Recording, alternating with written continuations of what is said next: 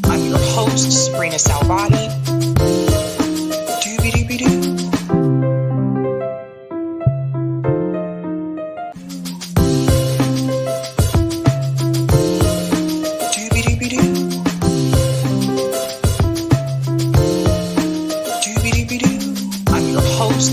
sabrinasalvati.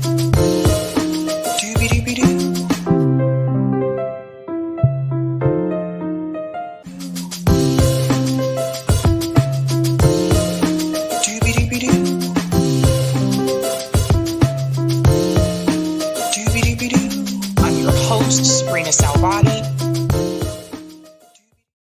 All right. Happy Thursday, ladies and gentlemen. Welcome to Sabby Sabs podcast. I'm your host, sabrinasalvati. My special guest tonight is Yvette Carnell. She is the CEO of the Advocacy Foundation. Welcome, Yvette. So great to have you on. Thank you. I appreciate you having me. So I have a number of questions for you. I can imagine. A number of questions. So Dr. Sandy Darity, he's been on the show before. So he's talked about reparations on the show and about his book. I've been trying to educate people a lot about it, but obviously I consider you two to be the experts about this issue. I want to hear from you first and foremost, like, why did you decide to, co-found the ADOS movement? Why did you feel there was a need for that? Especially during the time that you decided to start that organization? Well, I think it all came out of like a wealth conversation, right? So I've always been talking about politics and talking about the need to have a specific agenda just for us, right?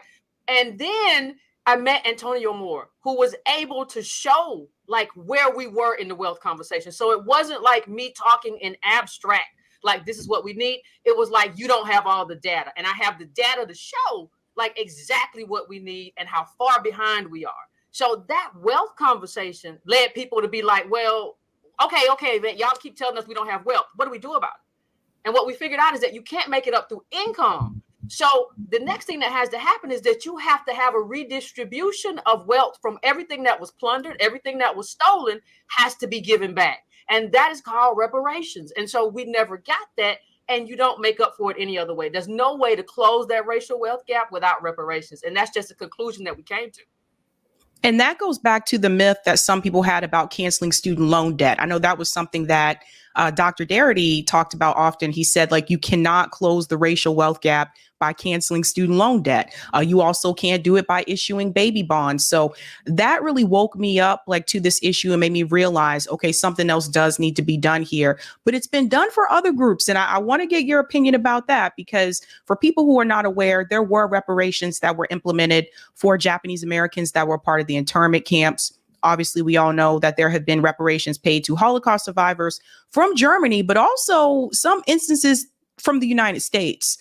We just recently saw reparation demands from Governor Hochul in New York for Holocaust survivors. And for me, like, I'm not saying that those groups should not get that. I'm not saying that there shouldn't be repair for those groups, but it hasn't happened for descendants of slavery. And I want to get your opinion about that. Why do you feel that is? Well, first of all, I think this country needs somebody to eat the failure, right? So all of these plants, all of these, when you talk about cancer rally, when you talk about environmental racism, when you talk about mass incarceration, somebody's going to do that labor for free in a prison. This country, capitalism, American capitalism, is built on somebody has to eat this failure. Like everybody can't eat good. Somebody has to absorb the failure. And that has been us. And so I think we occupy a very particular space in this country of always having to eat the failure. But there's something else other than the design. There's also the issue of storytelling.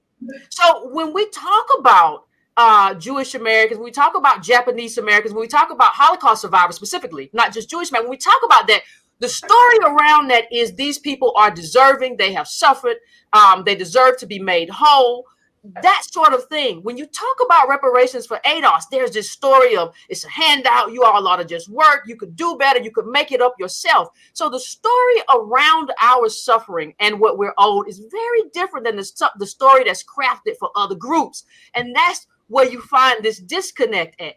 I ask people all the time, like, you said you're opposed to reparations and everybody should make it up. Okay, did you oppose all these other groups when they got it? Did you stand up and say all these other people shouldn't get it? Or is it just us? And if it's just us, I want you to tell me why. That's right. Yeah, that's a really good point. So this is a conversation that actually comes up oftentimes. Like, we do a call-in show once a week, and reparations is usually brought up almost every call-in. You can ask people in the chat. It's usually brought up. One of the things that people will say, this is one of the pushback talking points that I hear, is my family didn't own slaves, so why should I be responsible for paying reparations? That's one of the pushbacks that we'll get. Another one is that, if you were to give reparations to descendants of slavery, then it's actually going to cause resentment towards that group because the other groups in this country are not getting it. So this is something that Professor Richard Wolff has actually mentioned a while back. He said that his fear would be that then descendants of slavery in this country would actually be resented by the white majority. And I want to hear your opinion about that. Number one, that pushback that my parents weren't slaves, so why should I have to pay for reparations? And the other one about the resentment that could come with that. Well, let me ask you a second question first. We've always been resented for reasons that had nothing to do with us. So that wouldn't be anything new. But I think what white America and quote unquote people of color America have to do is say, listen, well, you should help people get on board with that. Like, if you understand that this resentment is illegitimate and it's not based on truth, then you should get on board and saying, listen, they're old and this is what it is. The first part of your question, though, is what aggravates me the most. See, in this country, we don't do a la carte. We don't do a la carte anything. Like, you may be a pacifist and you do not agree with war. You may be an anti-imperialist and you say, I don't want to see the rubble bounce in any other country. But when it comes tax time, you don't have the opportunity to say, you know what, I want to pay for this, and this, but I don't want to pay for this. We don't do a la carte taxes and we don't do a la carte debts. So if you are an immigrant to this country, you inherit this country's debts, whether you like it or not. The country's debts become your own, right? And so you have to own that. And I want to know, even if we're itemizing things, when other people have gotten reparations, why is it you only want to come to this part and say, oh, I don't like this, I don't want to pay this? You would be fine. Listen, whether we talk about Guam, whether we talk about Japanese American, whether we talk about anybody, whether we talk about what's happening in terms of how America is assisting Holocaust survivors, as well they should be, in getting their due, you should want to do the same thing for us. If it's not racism, I don't see what it is. That's a really good point. And the other thing I want to mention, too, for people who are also not aware, when reparations were given to Japanese Americans that were part of the internment camps, that actually was signed into law under Ronald Reagan, of all people. So I don't. You can't make this stuff up. I don't know. Apparently, he saw a need for repair with that particular situation, but then the question of lineage comes up. So one of the things that I was educated about was, for the longest time, I kept referring to reparations as this is something that is owed to Black Americans. Mm-hmm. And people had to educate me about that and explain to me, no, reparations has to be based on lineage. Apparently, because of the 14th Amendment, that it could be overturned by the 14th Amendment if it was based solely on race. And I want to talk a little bit about that, because this is where it gets a little bit heated, because I do have friends that are from other countries like Jamaica or Haiti, or their parents are from those countries and they're first generation in the United States. And oftentimes the pushback with this will be, well, what about us? Because we go through some of the same issues that, you know, descendants of slavery go through in this country. And they usually times will bring up policing, that like if they're driving, you know, that obviously a police officer is not going to say, oh, well, they're Haitian, I'm not going to stop them, like that kind of thing. But I think the lineage thing is really crucial, and I think people need to hear about that. Well, we always base, and the Supreme Court really narrowed that. We base any kind of redress on a specific harm. So the Supreme Court just told us, regardless of who feels any kind of way about it, I'm just talking about what they said. They said you have to have a specific harm. Diversity is not good enough. Melanin is not good enough. You have to have a specific harm. And that's what we have said the entire time. Look, we go back 400 years plus in this country. This racial caste that we have is based on being anchored in slavery. You can draw a line from slavery to Reconstruction to convict leasing to sharecropping to everything we have suffered for 400 years, this multi-generational oppression. I can draw a line. So that's what we're paying reparations for. There is this idea that you should get paid because of melanin. Melanin in and of itself, or having African descent in and of itself, is not a particular harm. And when we talk about the Black immigrant population, we see that most of them got here pre-1965. Black immigrants were to the right of the decimal point. They hardly existed in this country, right? And a lot of them were Caribbeans. When you go to 2000, that's when you get the bulk of Africans. And the ones that came before that came post-1990, right, for the most part. So you weren't like, to put that in context, I graduated from college in 1999. If you got here in 2000, you got here after my graduation. Like, how do you say that you were owed reparations? But the other part is your people, you or your people decided to, or your family decided to come here voluntarily. That was not our experience. We were sold away. We were brought here in chains. So your experience is not my experience. And your experience was probably, because you came here, made better because you were able to become American. Now,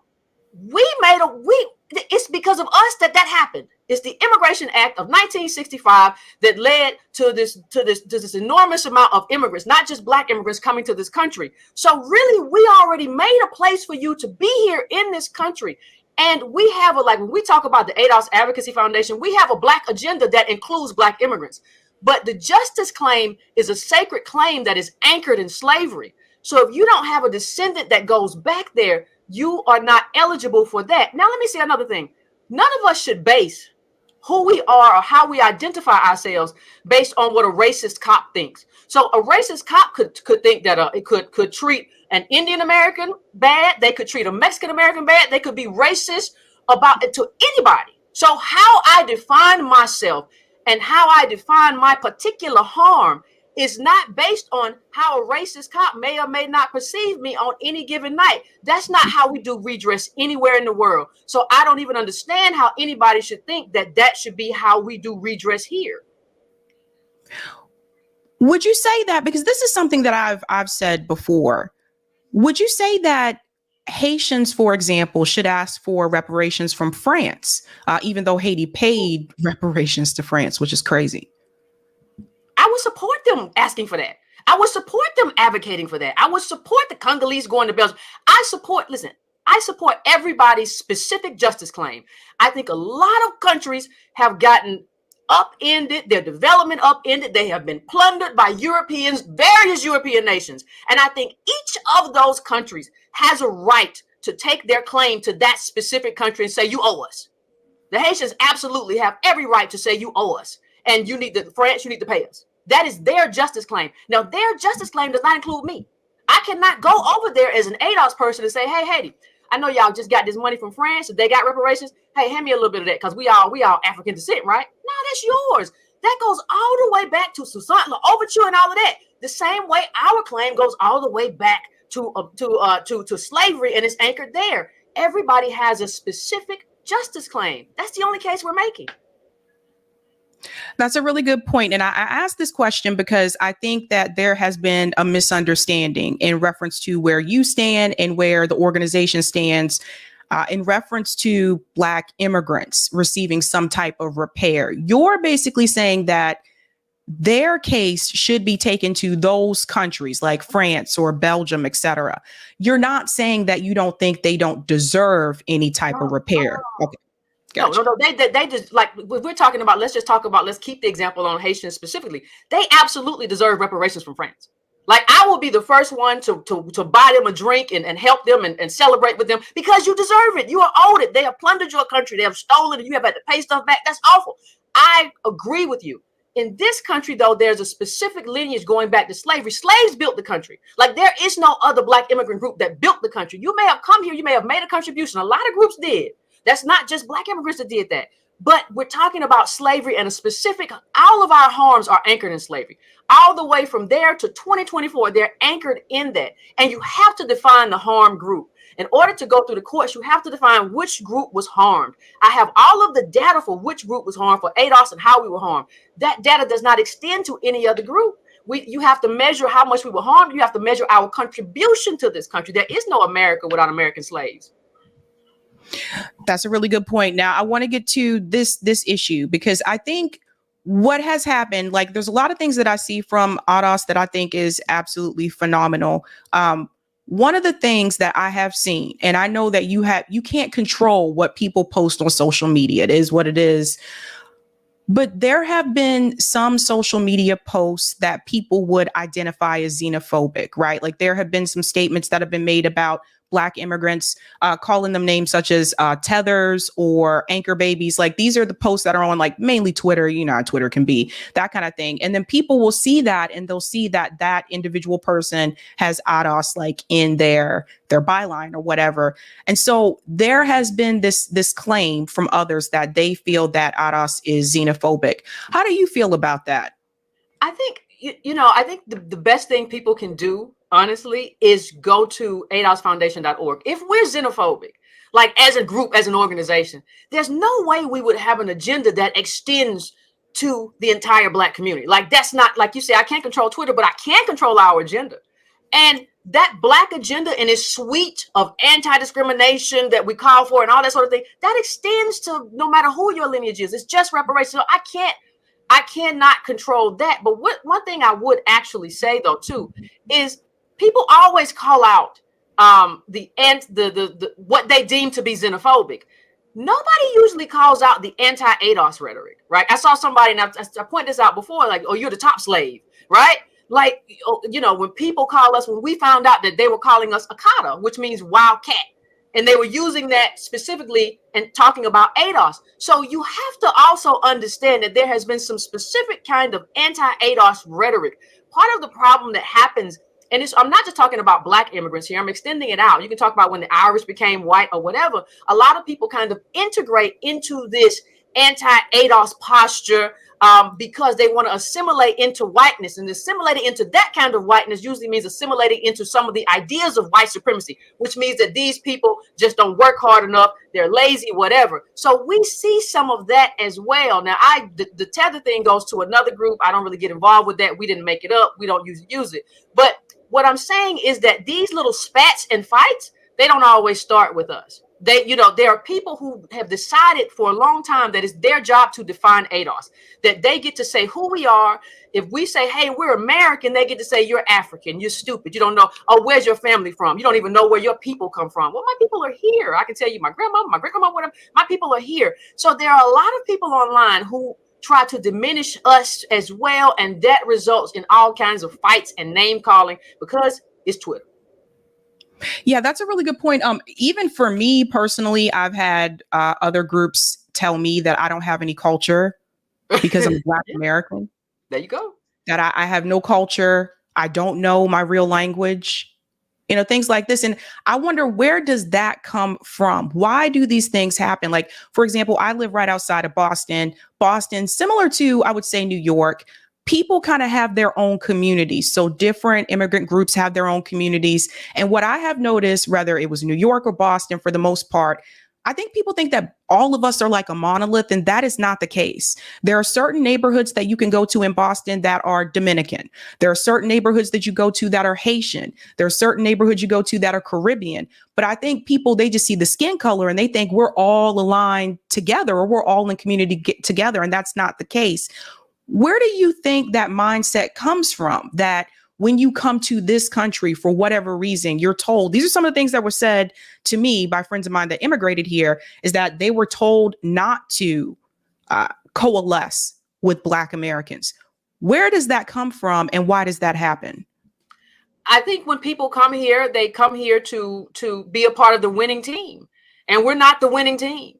We are the oppressed people in this country. So I think that's part of where it comes from. And I think people have, kind of taken advantage of our belief that we're lost somewhere, right? You have people say, I'm an African American. I'm a lot of things. I may be, I'm a lot of things. We're an amalgamation. I always say we're descendants of slaves and slave masters. I'm a lot of things. You don't get to tell me who I am. I'm a particular amalgamation. I'm a particular mix of whatever. America has a really interesting history in terms of immigration, white immigration, Black, ADOS. We have a particular, so I think there has been this thing that we've allowed for a very long time where we have allowed people to define us and tell us who we are. And there is a lot of pushback when we say, hold on, pump your brakes. We have agency here. We have an opportunity here to define ourselves and tell you who we are. And you don't get to define us. As a matter of fact, we know our culture. As a matter of fact, a lot of people around the world go around adopting our culture, and we create a lot of cool. And then you want to come and tell us we don't have a culture. And that sort of thing is offensive. So when you say that to people, and we have a particular culture in America, we have something that we built, we have something that we survived in this country that allowed you to be here. That is offensive. And I think you see a lot of fights. I think you see a lot of name calling on both sides. And I think we just have to be honest that it comes from both sides. It's not just us shooting darts at people. Right. What happened to the movement at one point in this country? I think this was in the 90s. At one point, there was a movement in this country to find our roots back in Africa. I think you might remember this, Yvette. Remember when people were wearing like dashikis were coming? All this stuff was coming back, and people were saying we should find our roots back in Africa, and then we call ourselves African Americans. Why do you think there was that push for us to try to trace back our roots? And why do you think that kind of has, in some ways, that's kind of disappeared from what I've seen?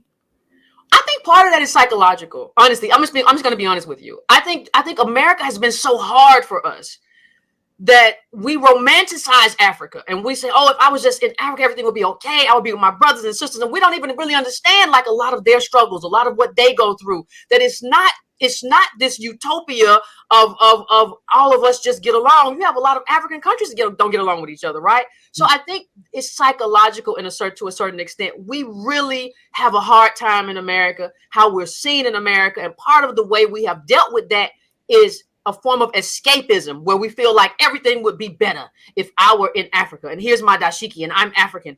And it takes us out. To me, I have a problem with that too, because it takes us out of the fight. Because I believe we have to fight here. We have to fight for what we're all. We have to fight for our agenda, right? We have to fight for our politics. We have to fight for our policy. We have to fight for resources. So I think that I think that was a form of escapism. It was a psychological form of escapism where we didn't feel so, people have made us feel so lost. This idea of lost, we're lost. We're Africans in America. We ain't supposed to be here. We're a lost tribe. And I think now we're coming to terms with we're American. I don't care how you feel about it. I don't care. We can dislike all of the policies. We can dislike imperialism. And I do. We can dislike America's domestic policy. That doesn't make you any less American. And if you want this country to be better, you have to have a political fight with the people who run this country. And I think we're coming to terms with that. And a lot of people are uncomfortable about that. So that brings me to the point about imperialism, because obviously, as you're aware, the war in Gaza is receiving a lot of attention. I've discussed it a lot on this show. I would actually refer to it as Israel's assault on Gaza. That's received a lot of attention. Another thing I feel is not being covered as much is the Congo.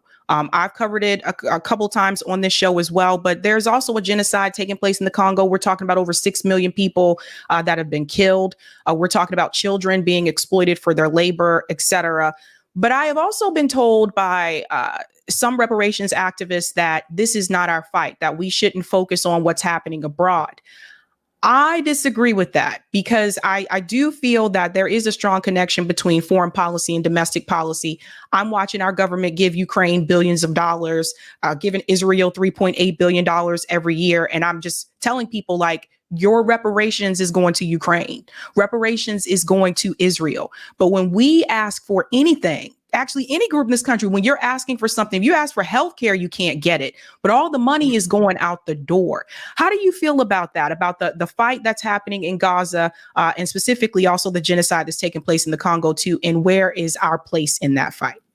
Well, I do feel that if you pay reparations, you won't have any money for any of this stuff. I feel like if we talk about 20 trillion, you won't have money for any. Like if you get on the reparations fight and we get what we're owed, there's no money for any of this stuff to go around. But part of the resistance that I think you see, and it's fine for you and I to disagree, because I don't have a problem with people who disagree with me. I think I see myself as kind of the true north. There has to be somebody who focuses only on us. Now, there are other people who are going to focus on other things, but in my estimation, what I do is this. If I don't have clean water, I was talking to somebody about Flint, and they were talking about how the water still not clean. Yep. If I can't get clean water where I am, I have a problem believing that I can effect policy somewhere else. Now, I also say this. I sometimes ask myself, does what I say need to be said, and does it need to be said by me? Right? So if I see countries, whole countries, presidents, if I see legislators, if I see people way more powerful than me making a particular argument, regardless of what the argument is, opposed to imperialism, I then ask myself, if they're doing that and they're not being successful, but they're doing that, what is the value of my voice? And could my voice be better used for my people to get clean water? To get access to wealth, to get access to capital, or could it be used over here? So my question is also about efficacy. What is the most effective use of my advocacy? And the most effective use of my advocacy right now is for ADOS people and the Black agenda that includes everyone. So I want to show you this clip here from, I believe this is CNN. Yeah, from CNN. I want to show you something that happened on CNN this morning. 16. Good morning to all of you. Some pretty stunning images coming to us overnight, Evan. We also are just learning at this hour that banners have been hung from the hall. They read Hind's Hall and Intifada. Hind is a reference to a woman who was killed in Gaza. Intifada, of course, a reference to uprising, violent struggles that Palestinians have had over the years.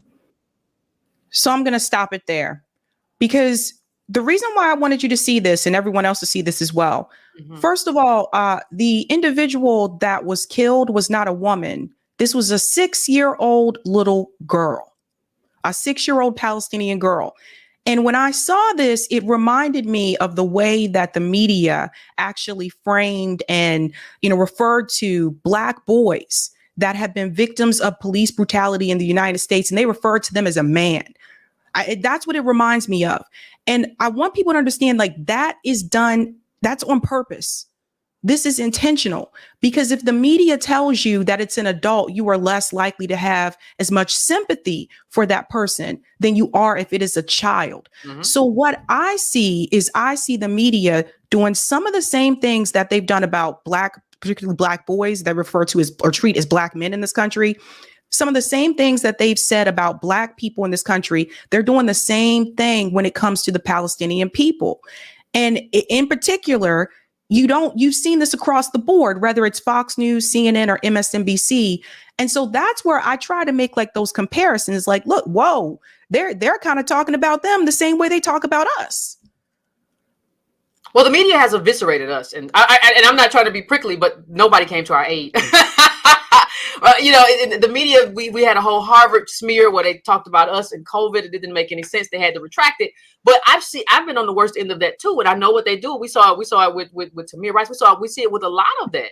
So I certainly wouldn't be one to say that the media doesn't mischaracterize things based on their particular agenda. I would also say that the mainstream media is totally co-opted by the powers that be. And you know, I'm not surprised by anything I see. The last time I saw the media, I was at a hotel in New York, and I turned it on, and I couldn't watch it because the entire news cycle was about Donald Trump falling asleep, and it wasn't in court, and it wasn't about anything that's important to the people. So I think you can point out a lot of ways in which the media mischaracterizes all arguments, mischaracterizes people to carry out their own agenda. I certainly wouldn't make an argument there.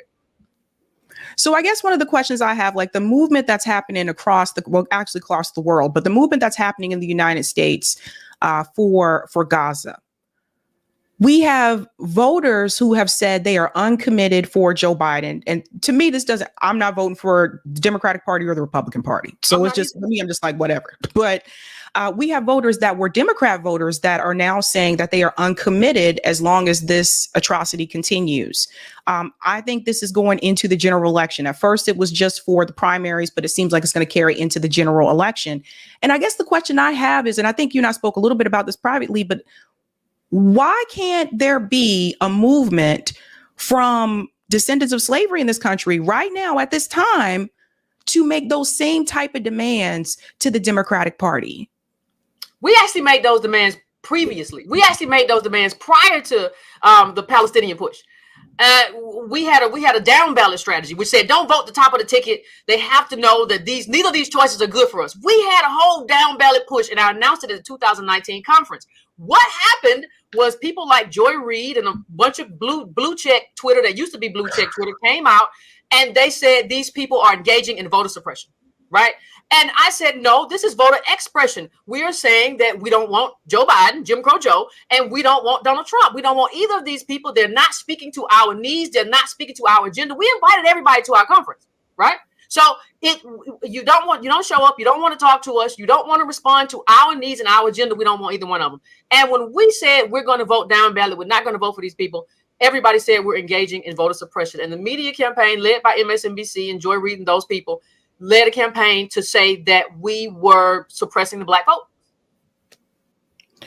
But this time around, I feel like it would be different just because you already have different groups saying that they're not going to vote for Joe Biden unless we have this permanent ceasefire. Like you have the Muslim community saying that, you have a lot of younger voters saying they're not going to participate. So just imagine now if that happened again. Oh, trust. Trust. First of all, most of us are not going to go out and vote blue no matter who or red no matter what. Right? We're not doing that. So that push is happening again. I want everybody to be responsive. I want to give everybody a chance. Maybe the sky will fall and they will say something different than they said last time. But if they don't, we're headed down the same road again. We're not going to go to this thing where we have to vote for, we have to be scared of the Republicans and vote for the Democrats no matter what they do. We're not doing that this time regardless. So, we will mount a campaign to do something like that the same way we did the last election, because we just don't see them coming to the table unless hey, Democrats, if y'all want to come to the table, you can. But from where I sit right now, I don't see them coming to the table with something meaningful that will improve our material quality of life. And we have changed the trajectory. We're not going for that anymore. We want a substantive agenda for us. That's what we want. Well said. Yvette, how do you feel about the reparations bill that Jim Clyburn keeps referring to that's in the House? Because from what I understand, like when Ro Khanna came on, I talked to him about this. It didn't really sound like reparations to me. I didn't hear anything about cash reparations that part of that bill. How do you feel about that? Do you feel like that's just pandering? You feel like that bill is never going to go anywhere? I feel like once you mention Jim Clyburn's name, it's probably pandering. That's what I feel like. But it doesn't have cash payments. The funny thing is, if you're talking about HR 40, like we were responsible for getting the bulk of those co-sponsors because we initially were like, maybe this is a way in. But what we realized is that, Ron Daniels and the crew who did this before did this, and he admitted this, and it was largely symbolic. And so a symbolic measure is not what we need.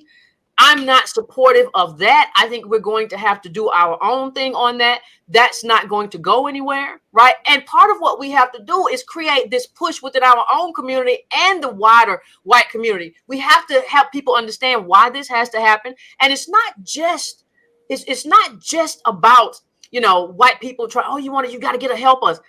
You know, white people have to ask themselves, and people of color too, do you want to move away from, do you want to ever move away from this kind of like marching to movement work, right? Do you want to live in this America that is always divisive because you keep sidelining us and we keep being marginalized and disenfranchised and we're wealthless and all of this stuff that comes from slavery? Do you want a country where we have some kind of harmony? And you have to ask yourself that. And I need everybody to ask themselves that, because this is the road to a path where we have a country where we have true harmony, where we don't have to necessarily, we can be in the street over something else, but we don't have to necessarily be in the street over race and racism. We can close that lineage wealth gap and keep it closed over time, because we're not just talking about closing it, we're talking about maintaining that closure. We can have a country that moves closer to that. And we need people like us, people like the ADOS and ADOS movement to have more power. Because I'm not interested in making the rubble bounce anywhere, right? But if we don't have more influence and more power in these rooms, then and to increase spending and all of those sorts of things that just kind of relegates this spending for defense, this spending for militarism, you're never going to get it. I was watching this right-wing guy talk about somebody sent him a letter, and the letter said, oh my God, I had to get welfare, and now I don't want to kill myself because I had to get welfare. And he was like, you see, this is my money shouldn't go to Ukraine and Israel and all this stuff. And I'm thinking to myself, first of all, what the man is describing is a good of government. That's what government is supposed to do, is pay for citizens. He's gotten something from government to pay for citizens. First of all, that's first. The second thing is, if you all had not stigmatized the welfare state and made it just about us, he wouldn't feel bad about it. Third of all, if you all hadn't tried to destroy the quote unquote welfare state, you might not be able to send money across the world, because this quote unquote welfare state will cost too much. So I don't think people on the right understand how they cut off their nose to spite their face. But I am for increased spending for citizens, right? And so that we have something that the floor should only fall so low. So people always say, man, we want to do something for all people, and reparations is just for ADOS. Yes, it is. But I am not opposed to doing something for everybody, too. I believe that America doesn't have enough. We don't have enough pension. We don't have enough anything to catch our own citizens when they fall. So just because I'm in favor of reparations and a transformative Black agenda doesn't mean I'm not in favor of all the things that people on the left may be in favor of. That's a really good point, Yvette, because I think some people may have had that perception, because there are two different reparations groups. There's ADOS and there's FBA. And I think some people are trying to figure out the difference between the two. And I want to hear your take about that, because I do know there's been rallies, et cetera, but I don't think there are two groups. I think there's one group that's, you know, just led by somebody who says they're not a leader. I don't mind it anymore. It is what it is. But they don't do serious work. I think they do good fighting sometimes on Twitter, but that's kind of their lane. And we're an organization. We have chapters across the country. We have a conference in October. Like we do political trainings. I think there are other people who kind of do the fight online, and maybe that's their lane. And that's, if they want to do the battle back and forth, that's their lane. That's fine. But I wouldn't categorize them as a group that goes offline. And to the extent that some of them do go offline, they end up doing stuff. Those of them who are serious end up doing stuff with ADOS, right? Because, you know, there isn't a group. It's one person who does that, and God bless them all. So one other thing I had a question about is reparations through the states. So there are a couple of people that came onto the show before. There was Camilla. She's a part of Reparations Task Force in California. She came on to talk about their efforts there. There's also a reparations committee that has been established here in Boston, Massachusetts as well. What do you think about this method or this strategy of people trying to get some type of reparations on a state level? Do you think that's a good thing or a bad thing? Well, first of all, I don't think the state can pay. I don't. It's not about think. I know they can't pay the debt that's owed, right? That's out of your wheelhouse. Now, I do think, depending on who is running the local reparations task force or whatever it is, I think they could do good. So it's not to say that you could not make a payment. It's not to say that you could not do good work. You could be very prosecutorial, right? So let's say you have a state and you could put together studies, because studies cost money, where you show all the ways in which this state undermined, disenfranchised, and oppressed ADOS.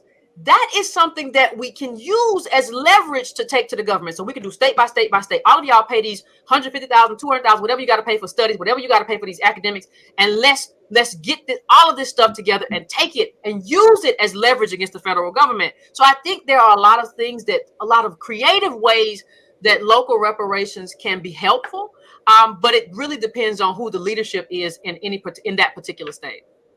Yeah, because in Boston, it was actually determined from the study that Black wealth was only $8. Black family wealth was $8 in Boston, and for white families, it was like $250K.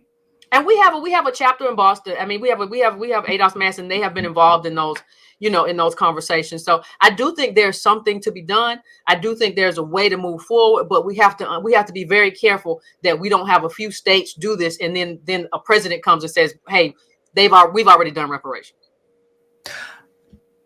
I didn't think about that. I didn't think about that. That's interesting. One more question for you, Yvette. What would you say are the next steps for ADOS? I know you have chapters across the country. What are the next steps in going forward and implementing some type of, or getting the federal government to implement some type of reparations? Well, we just have to become too big to ignore. Everybody, you can go to joinados.com, but we just, and go to adosfoundation.org to see the agenda. Don't trust what anybody says, just go look at it. But I think we have to become, in America, good things happen through movements. They happen through movement work. I don't care what they're talking about, civil rights movement, labor movement, it happens through movement work. And you have to become so big that the president can't ignore you. I have to deal with these people. And so what we're focused on right now is our own growth. We're focused on building our movement. We're focusing on launching new chapters. We already launched some in 2023. We've launched in 2024, and we plan to carry that out. After that, then we might go and get, with college chapters. So we have a movement that's based on building our capacity, because it's one thing to make the argument. It is another thing to actually go out there and do the work. It's another thing to go out there and try to get the attorneys. It's another thing to go out there and try to do the research. We've also recently launched the ADOS Research Institute, where we're welcoming. And if you want to assist anybody, please feel free. We have who are PhDs in there who are going to do research that's specific to us. So we're moving in the direction of being able to define our loss and do activism based on that loss throughout the country. Yvette, where's the one more? Sorry, Yvette. Sure. One more. Where's the NAACP on this? The national. I don't want to speak ill of some people on the ground. I've met people on the ground who are trying to do good work. The national NAACP is co-opted though. Like, they're not doing the work of ADOS anymore. They're doing the work of whoever Democrats want them to do the work of. They're not doing our work anymore. And if I were to ask you, like, if somebody were to ask me, where ADOS sees itself in 10 years or 5 years even, I think we should be the premier organization that does work for ADOS. I don't want to see any of these other organizations, Urban League, NAACP, running around using our faces for marketing. But when it comes time to do the real work, they're nowhere to be found. They're everywhere else. They're scattered. And that's one of the things I say about what we do. I don't oppose what everybody else decides they want to do, but we are focused squarely on this bottom caste group that became a racialized bottom caste because of slavery, and has been that ever since. That's what we're focused. That's what the NAACP should be focused, but they're not. Awesome. Yvette Carnell, thank you so much for coming on. I appreciate it. I had a great time. Bye. Have a good one. All right, guys, that was Yvette Carnell. Wonderful, wonderful guest. Wonderful guest. I know you guys, a lot of people asked me for quite some time, bring Yvette on. So I think you can find a wealth of information there. Make sure you go to the ADOS website. Thank you so much for that, Eric. Go to www.joinados.com so you can see what their platform is for yourself instead of the online, the jibber jabber online. It just is what it is. All right, let's go ahead and go to some of the comments. And then we have 3 other stories we're going to cover tonight. Shout out to Chelsea for becoming a Sabby member. Give Chelsea a big whoop, whoop.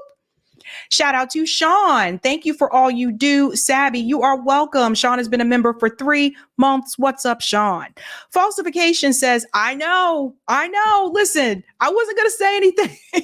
I'm going to cover it tomorrow. Because I'm going to try to see if he can. It might be last minute. I'll try to see if Chris can come on, but like I said, it might be too late. Either way, I'll cover this tomorrow.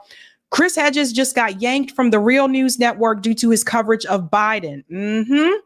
Just thought everyone should know. Yes, I got the email actually, because if you sign up for Chris Hedges Substack, it'll come to your email. And I just saw it right before we went live. Thank you, Old Crow. I love that you had Yvette on here, and I'm glad you're talking about reparations, especially bringing up other groups of African descents of slavery. You are welcome, Old Crow. What's up, Julie? Shout out to Juliet Leak says, love Sabby and Yvette. Thank you so much. Shout out to Fat Man TV, just gifted 1 Sabby membership. Shout out to Fat Man TV. Thank you. Devotion Orange says 2 dope ladies right here. Thank you for that. And shout out to Fat Man TV for becoming a member as well. And thank you for this.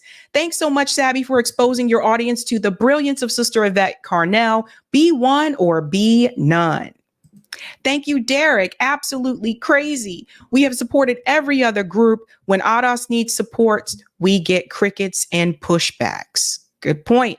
Thank you, Richard. Hi, Sabby. Do you think the new anti-Semitism awareness bill will be challenged in court if it becomes law? That's a good question. I'm going to touch on that a little bit tonight. I don't think a court challenge would actually work with that particular situation. I'll explain it to you later. We'll get into that. Thank you so much, Lavender Poppin. Sabby and Yvette, what a great conversation. Appreciate this dismantling of a lot of myths and smears about ADOS. Yeah. Thank you so much. Thank you for this as well, Derek. No disrespect. A lot of us are uncommitted because neither candidate is focused on ADOS. The media is choosing not to talk about lineage-based reparations for ADOS. Yes. Actually, someone brought it up one time. I'm trying to remember. I think it was Tesla and Figaro brought it up on Fox News. And they were just like, oh, time to go. Time to go. Shout out to T Fitness for you for the super chat. What is up? I see somebody else is in the gym doing the damn thing. Shout out to Ados Vera B says, great show. Hashtag Ados for life, Mobile, Alabama. And shout out to Richard Pateau for the super chat. I'll take that comment on Rockfin, Eric, when you're ready. And then we'll dive into the other stories. Thank you for the tip on Rockfin, Geography Pro. Libertarians invited Trump and Biden to speak at their convention, and Trump accepted and will be there. What? You got to be kidding me. This is the first I heard of this. There will be libertarians huge publicity. This will give libertarians huge publicity and will also allow them to have Trump address their concerns regarding why he didn't pardon Julian Assange. You'll be interested to hear him answer that question. Some libertarians are concerned that having Trump there will take the focus off of libertarians, but this is a win. Why can't the Greens do this? So I don't know. I'm not a member of the Green Party. I don't know. But that's a good question. I do know there was a third party debate. I did cover that on the show before. That was, I think, maybe 2 months ago. There was a third party debate where Green Party candidates and PSL candidates and Libertarian candidates debated each other. It wasn't everybody. I know RFK Jr. wasn't there and neither was Cornel West, but all of them were invited. So there was a debate, but that's wild, fam. You'll have to keep me posted about that. I can't believe Trump said yes to that. That is interesting. Well, let's go ahead and give a shout out to Sabby patrons. You guys, thank you guys so much for your support. You're doing the darn thing. You guys will have to forgive me tonight. My neck feels a little, you ever have one of those nights when you sleep like, my mom used to call it like the crooked neck or whatever. Anyway, my neck feels weird. Anywho, thank you to all of you that are Sabby patrons. Thank you so much for your support.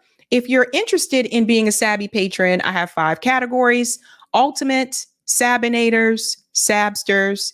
Don't forget about those Sabbies. That's the meaty bunch. The meaty bunch. And of course, members. All of their names are listed here, and you can also see their names scrolling across the bottom of the screen there on the ticker. And I want to give a shout out to new Sabby patrons. I believe I shouted out the first two last time. So shout out to Joseph Murky. Thank you so much for becoming a Sabby patron. Dun, dun, dun. Yeah. All right, guys. What else are we going to discuss tonight, ladies and gentlemen? Let's go ahead and show that beautiful thumbnail. Now, that being said, I'm showing this thumbnail, but I'm going to warn you why this thumbnail is blurry, because I messed something up earlier and I didn't have time to fix it. Story of my life. Story of my life. But it's not blurry on the video and on YouTube, but just right here. All right, tonight, ladies and gentlemen, we are discussing Piers Morgan is grilled. Yes, ladies and gentlemen, someone finally handed Piers Morgan's ass to him. It finally happened. He got tag team. Pow, pow. We'll get into that tonight. We're also going to discuss Dana Bash and Chris Cuomo gaslight Columbia arrest. We're going to get into the lies that have been told by Dana Bash and Chris Cuomo about the arrest, the protesters, and we're going to show you what really happened on this show. We're also going to discuss Michael Moore warns Biden. Uh-oh. Interesting conversation there as well. And of course, the wonderful Yvette Carnell was just here. So much to discuss tonight. Well. If you haven't had a chance to do so, folks, go ahead and smash that like button. That helps me out with the algo. I'm trying to put it up here. I don't know what happened. I think my mouse is, I don't know what happened to the mouse. Okay, there we go. I don't know what happened to it. Won't let me put up a banner. Anyway, I said it. You guys heard me. If you haven't had a chance to do so, go ahead and smash the like button. If you're new, don't forget to like, sub, and share. We're moving into our first news story. So, crazy things happened last night. Of course, the police presence has been sent into university campuses to crack down on the protests and the encampments. The police use excessive force, and I say that in the most polite way possible.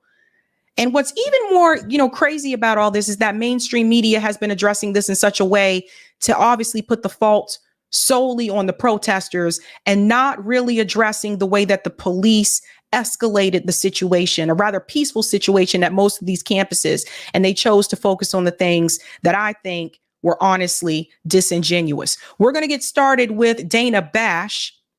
She has probably been the biggest gaslighter so far since October 7th. We just got to keep it real on this show. Let's get into her comments about the arrest. Welcome to Inside Politics. I'm Dana Bash. We start with destruction, violence, and hate on college campuses across the country. This was the scene just a short while ago at the University of Wisconsin-Madison. Police clashing with protesters. 12 people were arrested. Hours earlier, protests rocked the University of Arizona, where campus police used chemical irritant munitions to remove protesters. So, with all of these situations that you have seen so far, the police were the ones who came in and escalated the situation. The police. Dana Bash leaves that out. Around the same time at UCLA, pro-Israel and pro-Palestinian groups were attacking each other, hurling. Pause. Let's go ahead and debunk this lie. First of all, and you're going to hear from UCLA students that were a part of this. Notice how she explains this event. She said pro-Palestinian and pro-Israel protesters were attacking each other. No, let's explain what really happened. The pro-Palestinian protesters were in their encampments. The pro-Israel protesters attacked them. So you see, this is why CNN's ratings are in the toilet. This is why a lot more people are turning away from mainstream media, because they are not telling you the truth. Now, I saw a lot of this stuff all day yesterday and last night. So the same way I can come on this show and I can tell you what happened, so can Dana Bash. But that is not what Dana is paid to do. all kinds of objects, a wood pallet, fireworks, parking cones, even a scooter. And before that, the NYPD was able to clear Columbia University after protesters barricaded themselves inside a campus building. 300 people were arrested at Columbia and City College of New York. But it is unclear how many were actually students. New York City Mayor Eric Adams warned this morning that professional outside agitators are getting involved. So that is an exaggeration. So you see what they're trying to do? They're trying to make the public believe that most of these people weren't even students, that they were just random people that just came onto the campus and decided to become a part of these protests. That is actually not true. That is false. Dana Bash is lying because, again, Dana Bash works for a network. It's corporate media, it's mainstream media, and they have a narrative that they are supposed to portray. Dana Bash comes into work every day and she reads a script. And honestly, I don't know how a lot of these people sleep at night. She should be ashamed of herself. She should be embarrassed because you come on to CNN every time and tell countless lie after lie after lie. There is a movement to radicalize young people, and I'm not going to wait until it's done and all of a sudden acknowledge the existence of it. This is a global problem. That young people are being influenced by those who are professionals at radicalizing our children. And I'm not going to allow that to happen as the mayor of the city of New York. So who is Eric Adams to tell the students what they can believe in? Right? So who voted for this guy? Let me know if you're watching. Did you vote for this guy? I told you from the very get-go, it was a terrible idea to put a cop in charge of the city. Who voted for this guy? Young people are not stupid. Young people don't have to be influenced. They are very resourceful. I worked with this generation. I worked with college students for over 10 years. I didn't have to influence them. I didn't have to teach them anything in reference to how they should think and what they should feel. These kids are very resourceful. They have the internet at their fingertips. They grew up with social media. A lot of us did not. They're doing their own research. What Eric Adams is really telling you is that the kids are not buying the narrative from mainstream media and the State Department. And that's what he has a problem with. Many of these protests started peacefully with legitimate questions about the war. But in many cases, they lost the plot. They're calling for a ceasefire. Well, there was a ceasefire on October 6th, the day before Hamas terrorists brutally murdered more than 1,000 people inside Israel and took hundreds more as hostages. Do you see the way that she's framing this? There was a ceasefire before October 6th. So Dana Bash, she's another one. Okay, you got to know about where she comes from and how she got that job at CNN. She's another one that comes from privilege. Look up her family and you'll see what I'm talking about. But for her to say that there was a ceasefire before October 6th, that is an absolute lie. There have been conflicts. There have been attacks between Israel and Gaza and the West Bank way before October 6th. And we've talked about it on this show. She won't mention to you that Israel was attacking Lebanon and Syria as well. Of course not.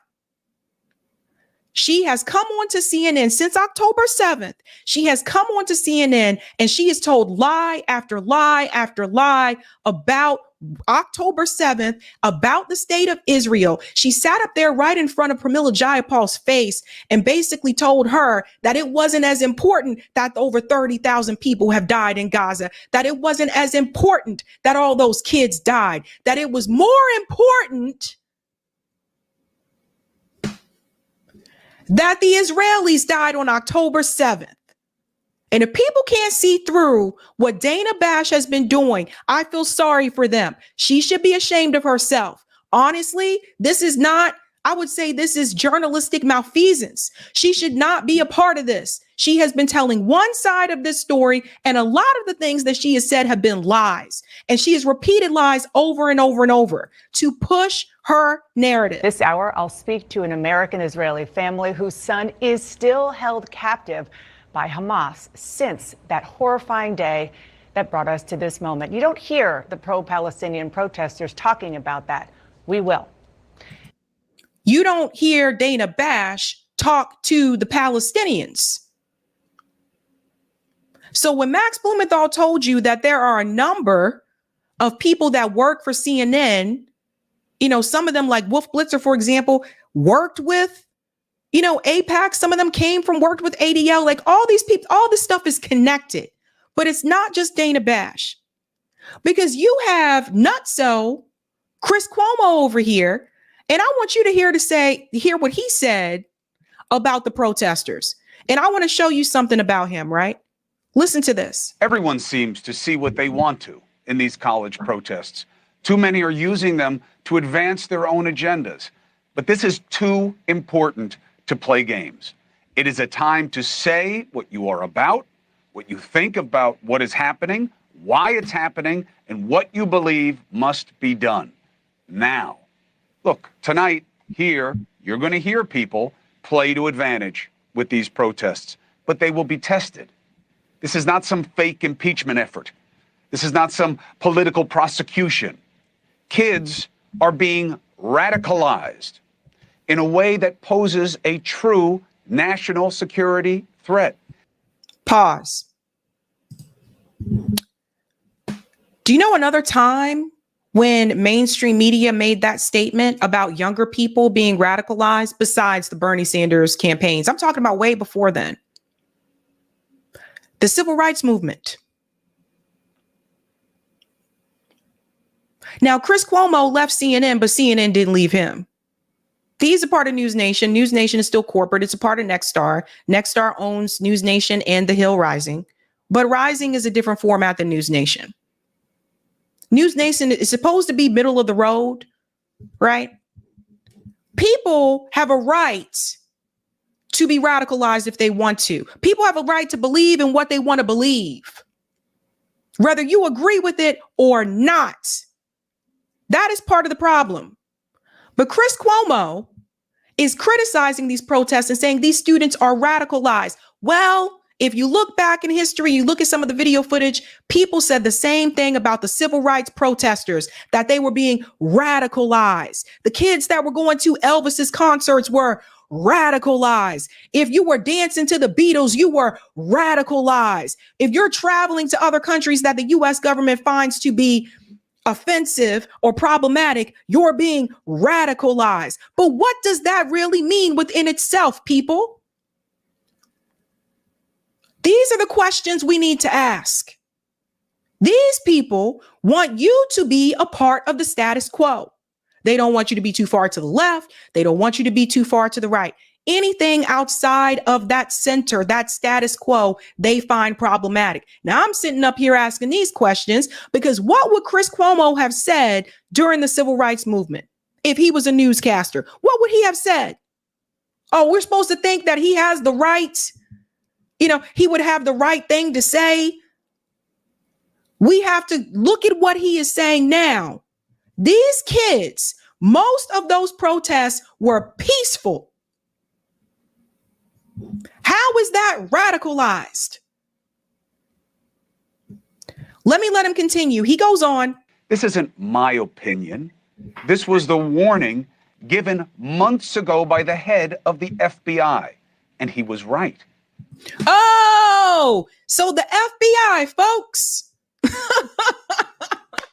They want you to trust the government agencies. They want you to trust the FBI, trust the CIA, the same FBI that was a part of the death of Malcolm X, of Martin Luther King. That FBI, that's who he wants you to trust and believe. So who is paying for these protests? Who is planting all this BS on social media that is absorbed uniquely by who? Younger people, the same ones protesting. Who will step up and make the case and expose the malignancy and assure Jewish Americans that they too are valued and safe? I don't see. Pause. So here's something that he's leaving out and that Dana is also leaving out. And Chris Cuomo knows this, so this is intentional as well. A lot of the protesters, a lot of the pro-Palestinian protesters are Jewish students. Notice the way the media is framing the protest. They make it sound like all the protesters on the pro-Palestinian side are not Jewish. That is false. I mean, I don't know what else to say here, but the framing is horrible, horrible. How is this any different from the same way that Fox News talked about the BLM protest? Why is Chris Cuomo focusing on the two events that were violent? One of them because the police came in and actually escalated the situation. Why is he choosing to focus on that instead of focusing on all the peaceful protests that happened across these campuses? Didn't CNN, when he was on CNN, didn't they criticize Fox News for doing just that? So it goes to show you once again, when it comes to these networks, it doesn't matter if it's a liberal network or if it's a right-wing network. Both have a problem with you not following the status quo. The arrests and skirmishes as a spectacle to get your attention. I may be kept late tonight to watch it. I don't know that it's the best use of our time. What do you think is going to happen when people are illegally occupying areas on a private property? Pause. So this is the gotcha moment. Chris Cuomo and the Don Lemon is being told off for this too on Twitter for his comments.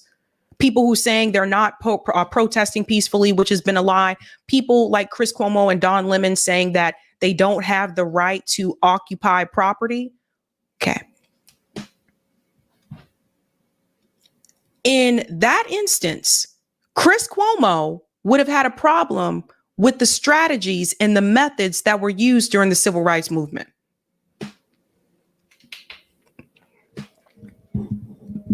During the civil rights movement, and you can't tell me he doesn't know about this, but during the civil rights movement, there were sit-ins. Let's say this again. During the civil rights movement, there were sit-ins where protesters went into restaurants, went into businesses, and sat down and occupied that space. Don Lemon is guilty with this here. Chris Cuomo is guilty with this as well. So according to that rhetoric, he would have had a problem with the civil rights protests. He also would have had a problem with the protest against apartheid South Africa. Remember, the divestment movement against apartheid South Africa, that hall, Hamilton Hall, was occupied by the students, just as it is this week. So he would have had a problem with that as well. That's what a sit-in is. But the way that Chris Cuomo is telling this story and the way that Dana Bash is telling this story, they make it sound like this has never happened before. Protests are supposed to disrupt. And I would say they're more effective when they disrupt capital or flow of goods and services. That's the whole point. So you see the way that they're already going about this. We're not going to play the whole thing because it was hard to listen to them even through that part. This is one of the tricks that the media does. There are 10 different propaganda strategies that are used. We're going to talk about 9 and 10. Now, this is shout out to Chris from the No Labels pod. We're going to talk about number 9, and then we're going to go into number 10. I think both of them are in this video because this is very important when we talk about propaganda, ladies and gentlemen. The media. Listen to this. Number 9. Drawing first blood. In the past, one of the tactics in which propagandists excelled, prior to the rise of social media, was controlling the narrative and being the first to disseminate stories. Leveraging their dominance over legacy media, officially appointed propagandists would craft and circulate fabricated narratives ahead of their opposition's awareness. Whether these stories aim to distract or deceive, propagandists ensure that the initial focus remained on their falsehoods, effectively stifling the emergence of truth and minimizing its visibility to the public. Number 10. Okay, we'll get to this one in a second. So do you see that being the first to draw first blood? So mainstream media, CNN, MSNBC, Fox News, they jump on these stories very quick, even if they don't have all the facts, all the information, and they put the message out first. And then they continue to repeat those stories over and over until it finally sinks into people. There is actually power with repetition. This has been known to work, even though a lot of these things have been debunked in reference to the beheaded babies, etc. And of course, even the essay story from the New York Times. A lot of these things have been debunked, but they continue to repeat it because the more you repeat it, the more likely people are to believe it. This is number 10. This is what you see happening right now as well. This is a newer thing. The independent grifter. One of the newest and most insidious propaganda tactics involves cable news hosts who are abruptly removed from their mainstream media positions due to scandals or contract disputes. Beware of these individuals, as they often represent a transition of legacy media propagandists to the growing independent social media community.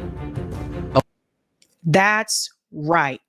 So don't you see this trend happening right now with all the people that have left cable news? So they have Mehdi Hassan up there, but remember, we also got Don Lemon. We also have Tucker Carlson, although Tucker Carlson kind of went to his own little thing, a totally different realm.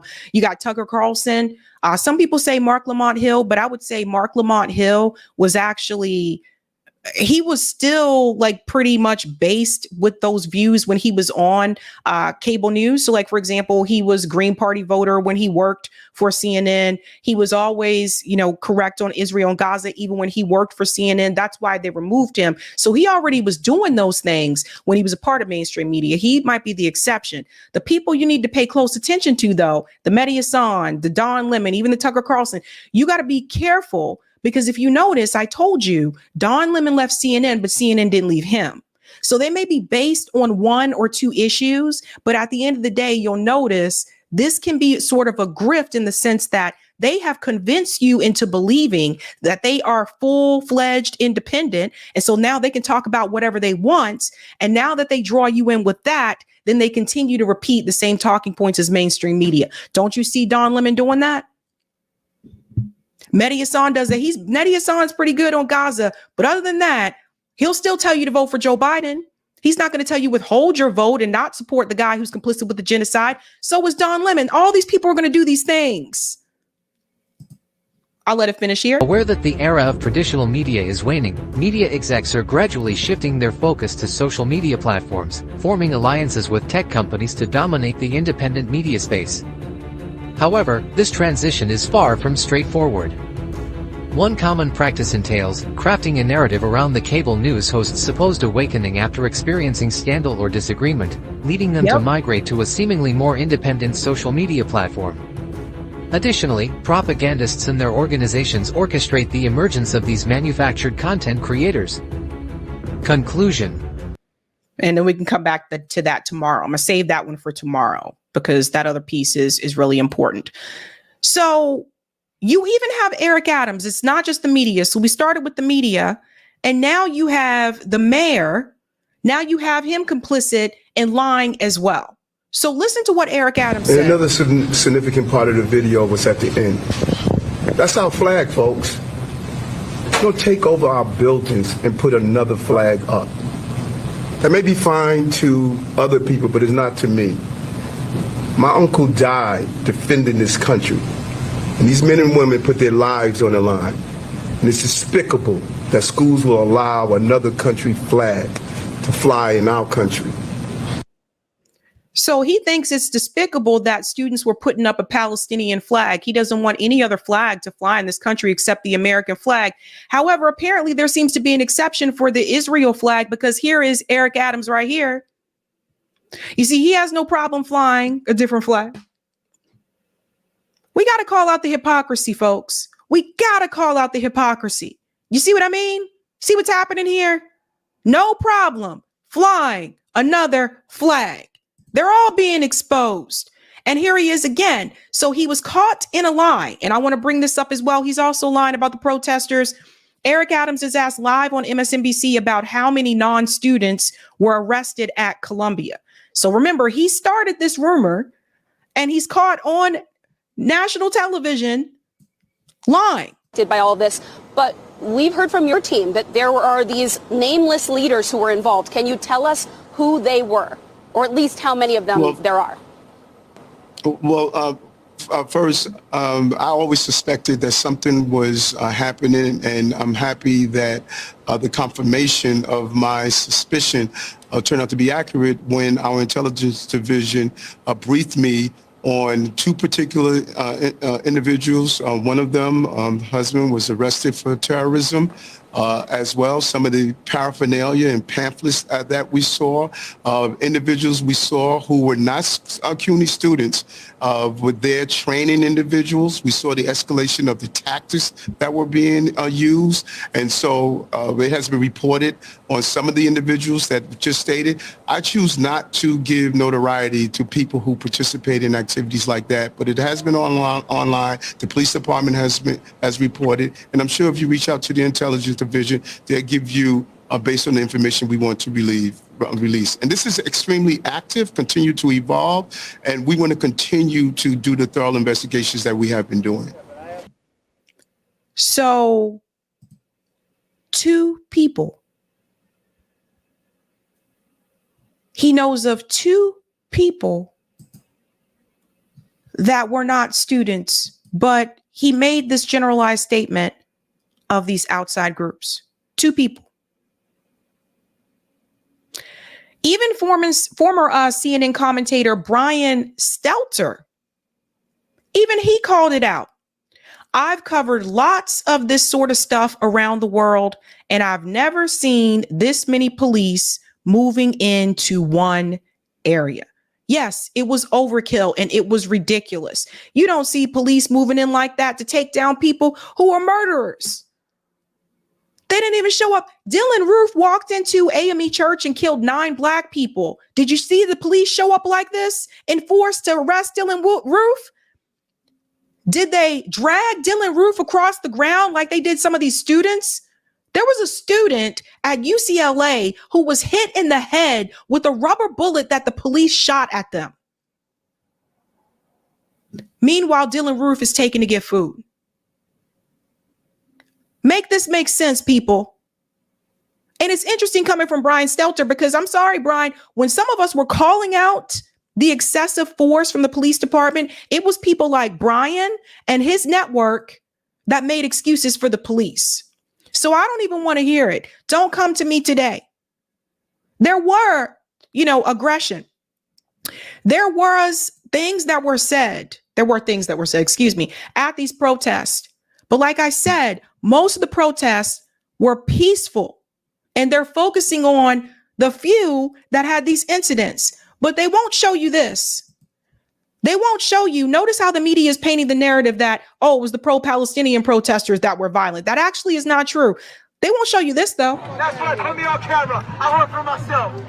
Take off your hijab and get a job. You guys are all fat, ugly, and broke. Take off your hijab and get a job. Why don't you get a job? That's right. Put me on camera. I work for myself. Take off your hijab and get a job. So that's a pro-Israel protester at UCLA telling the other protesters to take off their hijab and get a job. Then he goes on to call them fat and ugly. You guys are all fat, ugly, and broke. Is that how we do? Take off your hijab and get a job. But Dana Bash won't show you that, right? This is why we have independent media. And then there was this event at UCLA. Now, this is the one that's also getting a lot of buzz. UCLA clashes. Police criticized for delayed response to violence. But who actually, implemented the violence? If you look at this here, and this one, we're not going to play it because, they'll get me for this. There were actually students. These are the students here. They were attacking the pro-Palestinian protesters that were in the encampment. So the students that were in the encampment, they weren't attacking them. These students showed up in the middle of the night and they were throwing fireworks at those kids. First of all, do you know how dangerous it is to throw a firework at someone? You could kill someone like that. They were doing this. These kids, were they arrested? So do you see, this is why there's criticizing the police. They said, where the hell were you? A mass pro-Israel group assaulted a pro-Palestinian student camp before officers were called to the campus. So this is what I'm trying to show you guys. They are giving certain preferences to certain sides. And when the pro-Palestinian protesters are attacked, the police, they don't care. They do not care. Governor Gavin Newsom spokesperson said the limited and delayed police intervention was unacceptable. But if it had been the other way around, I'm pretty sure those police would have been on time. Very dangerous to throw fireworks at people. Very dangerous. There's a student here who was in the encampment, and he actually talks about what happened at UCLA the other night. Listen to this. What's up, everybody? So I just got out of the Palestine encampment. I was protecting the encampment from the Zionists. They tried to take a barricade from us, and when I held on, they pulled me into a circle of them, and they started beating me on the back. They threw a rock at my eye. They threw a hammer at my leg, and they slashed my arm, and then they pepper sprayed me in the eyes. So this was with little to no provocation. The Zionists are trying to agitate the Palestine encampment, and I'm not even close to the worst of it. I saw 19-year-old girls with their face completely bloodied and beaten. It is actually it's almost tear-jerking how violent these Zionists have been to the peaceful protesters on the Palestine encampment. And while you might think that I'm exaggerating, there is no comparison between the two sides as to who has been more violent and who has done more agitating. I'm about to go back, and hopefully we can continue the calls for peace in Palestine and the dismantling of the apartheid regime. So this is what Dana Bash and Chris Cuomo are leaving out. They're not showing you this. There's also this piece here, which he also posted on TikTok. The counter-protesters here at UCLA came with rocks and stones and batteries to throw at us. They came with wooden sticks and pepper spray to crush our spirits. But our spirits will not be crushed, and we will not leave until UCLA divests from all companies that have financial ties with Israel. I've never felt more physical pain and emotional and spiritual joy. We will not leave, and our spirits will never be crushed. Spread the word. So all of those activities are dangerous. Throwing rocks at people, throwing hammers at people, throwing fireworks at people. The kids inside the encampments were inside the encampments. Those other kids came and attacked them. So the narrative that you were hearing from mainstream media, they are omitting has in these protests, who has been the aggressor. Just like they omitted that from October. Who has been the aggressor? We have seen time and time again, the state of Israel has been the aggressor towards the Palestinian people in Gaza and in the West Bank. So after all that, shout out to Assad, because apparently after all that happened, this is UCLA Today. After agitators attacked the encampment last night, every time they attack student protesters, more people join the protests and it spreads. So look at how many people they have now. In the same manner. And we have unions here in our campus that are ready to take a stance. Give it up. Because UCLA workers, we stand for peace. We do not stand for the war machine. So you see this? So they actually increased it. Rick C says that's not dangerous, it's criminal. Yeah, because someone could have been killed. I mean, I've seen these things before. You know, there was actually an incident, I think it was an Emerson College student here in Boston, Massachusetts. This was after the Red Sox won. I think it was 2004 after they won. And the riot police showed up and there was those rubber bullet things or whatever. They were shooting it at the ground, but one of them hit a student in the eye and they died. So those things are very powerful. We also have Yale students. They are actually protesting outside of President Peter Salavi's house, condemning his treatment of student protesters and demanding Yale divest from Israel. So they have come out to the president's house.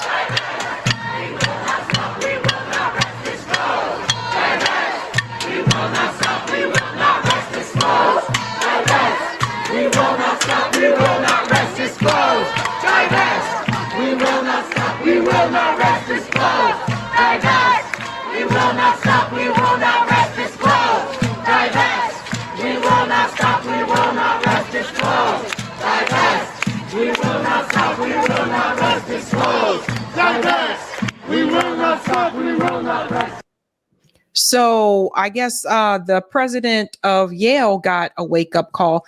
And that's something else I want to mention too. These students aren't just camping out just to camp out. They have demands. The demands are that the universities divest away from Israel, that they divest from the weapon contractors that they have these contracts with. I mean, it's ridiculous. Like, even in this country now, I don't know if you guys know this, but certain companies in the South, you can't even get a government contract with unless you pledge some type of alliance to Israel. Like, what is happening here? So it's all kind of connected. Now, there was one mayor who was confronted on video, and that was Mayor Wu of Boston, who was confronted by one of the students who wants to know why she did not do anything when the police assaulted the students that were protesting at Emerson. So listen to this. And I've spoken with her in person too. So one thing I would say, if you do confront her, she will answer you until her assistants pull her away. And I'm a primary care provider. This is really hard to talk about. I was at the Emerson. Oh, sorry. Excuse me. This is a primary care provider. So listen to this. He was at the Emerson encampment. I saw students, black and brown students, get grabbed by the neck. They put their leg in front of their feet and slammed their face into the ground. I saw them in jail support. They were bleeding. Two of them said that they were bleeding so much, they asked for medical care. They were told they would get medical care, and they did not. They never got it. They never, ever got it. Ayanna Pressley has come out on this. I don't understand why you have not been able to say anything. You went up against Marty Walsh when you talked about protecting organizers and activists. You berated him for not passing a law to prevent excessive use of force. And then you cooperated with the police. You told them to go and sick them on these kids for peaceful protest. She sure did. And I'm glad he's calling her out for it. Remember, it was the mayor who gave that order. Now, I'm seeing these cops, and this is what I said before. I've seen videos of these cops slamming kids on the ground. You would have thought these kids murdered someone. The way that they responded to them, it was excessive, it was abusive, it was over the top, it was uncalled for. And Mayor Wu, who's supposed to be one of the people, particularly when she was running for office, this is something that she was supposed to straighten out, that protesters and organizers were going to be protected and that those things would not happen to them. But she was the one who sicked the police on those kids, and then she was nowhere to be found. Someone could have seriously been injured. It's a genocide. Hind is 6 years old. She was in the car. The tanks surrounded her. They sent aid workers. They shot her, a 6-year-old child, and then they shot the aid workers, right? What are we supposed to do? We're supposed to sit back and just assume that our leaders will say something? Well, we tried that. 200 days, they've said nothing. All they've done is sick the police and then say, after the police brutalize our students, black and brown students. It was so fucking painful to see what those kids went through. They will be scarred for life. I was there. Were you there? Did you go? Did you one time go? I was not there. Yeah, I know, because I was there and we never saw you. And then you were taking the word of what the police are telling you? You know better. You've heard the thoughts. You've heard how they've done the different black and brown people. We're people of color. They're using us to break apart and go up against people we have more in common with. It is utterly disgusting what you've done. We cannot forgive you. We're healthcare workers. We're going to organize hard against you.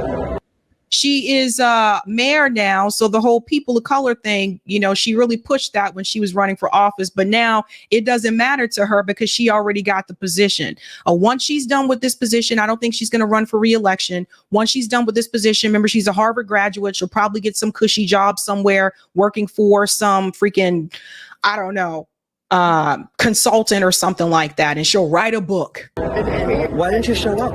Why didn't you show up and come and talk to people? I'm there.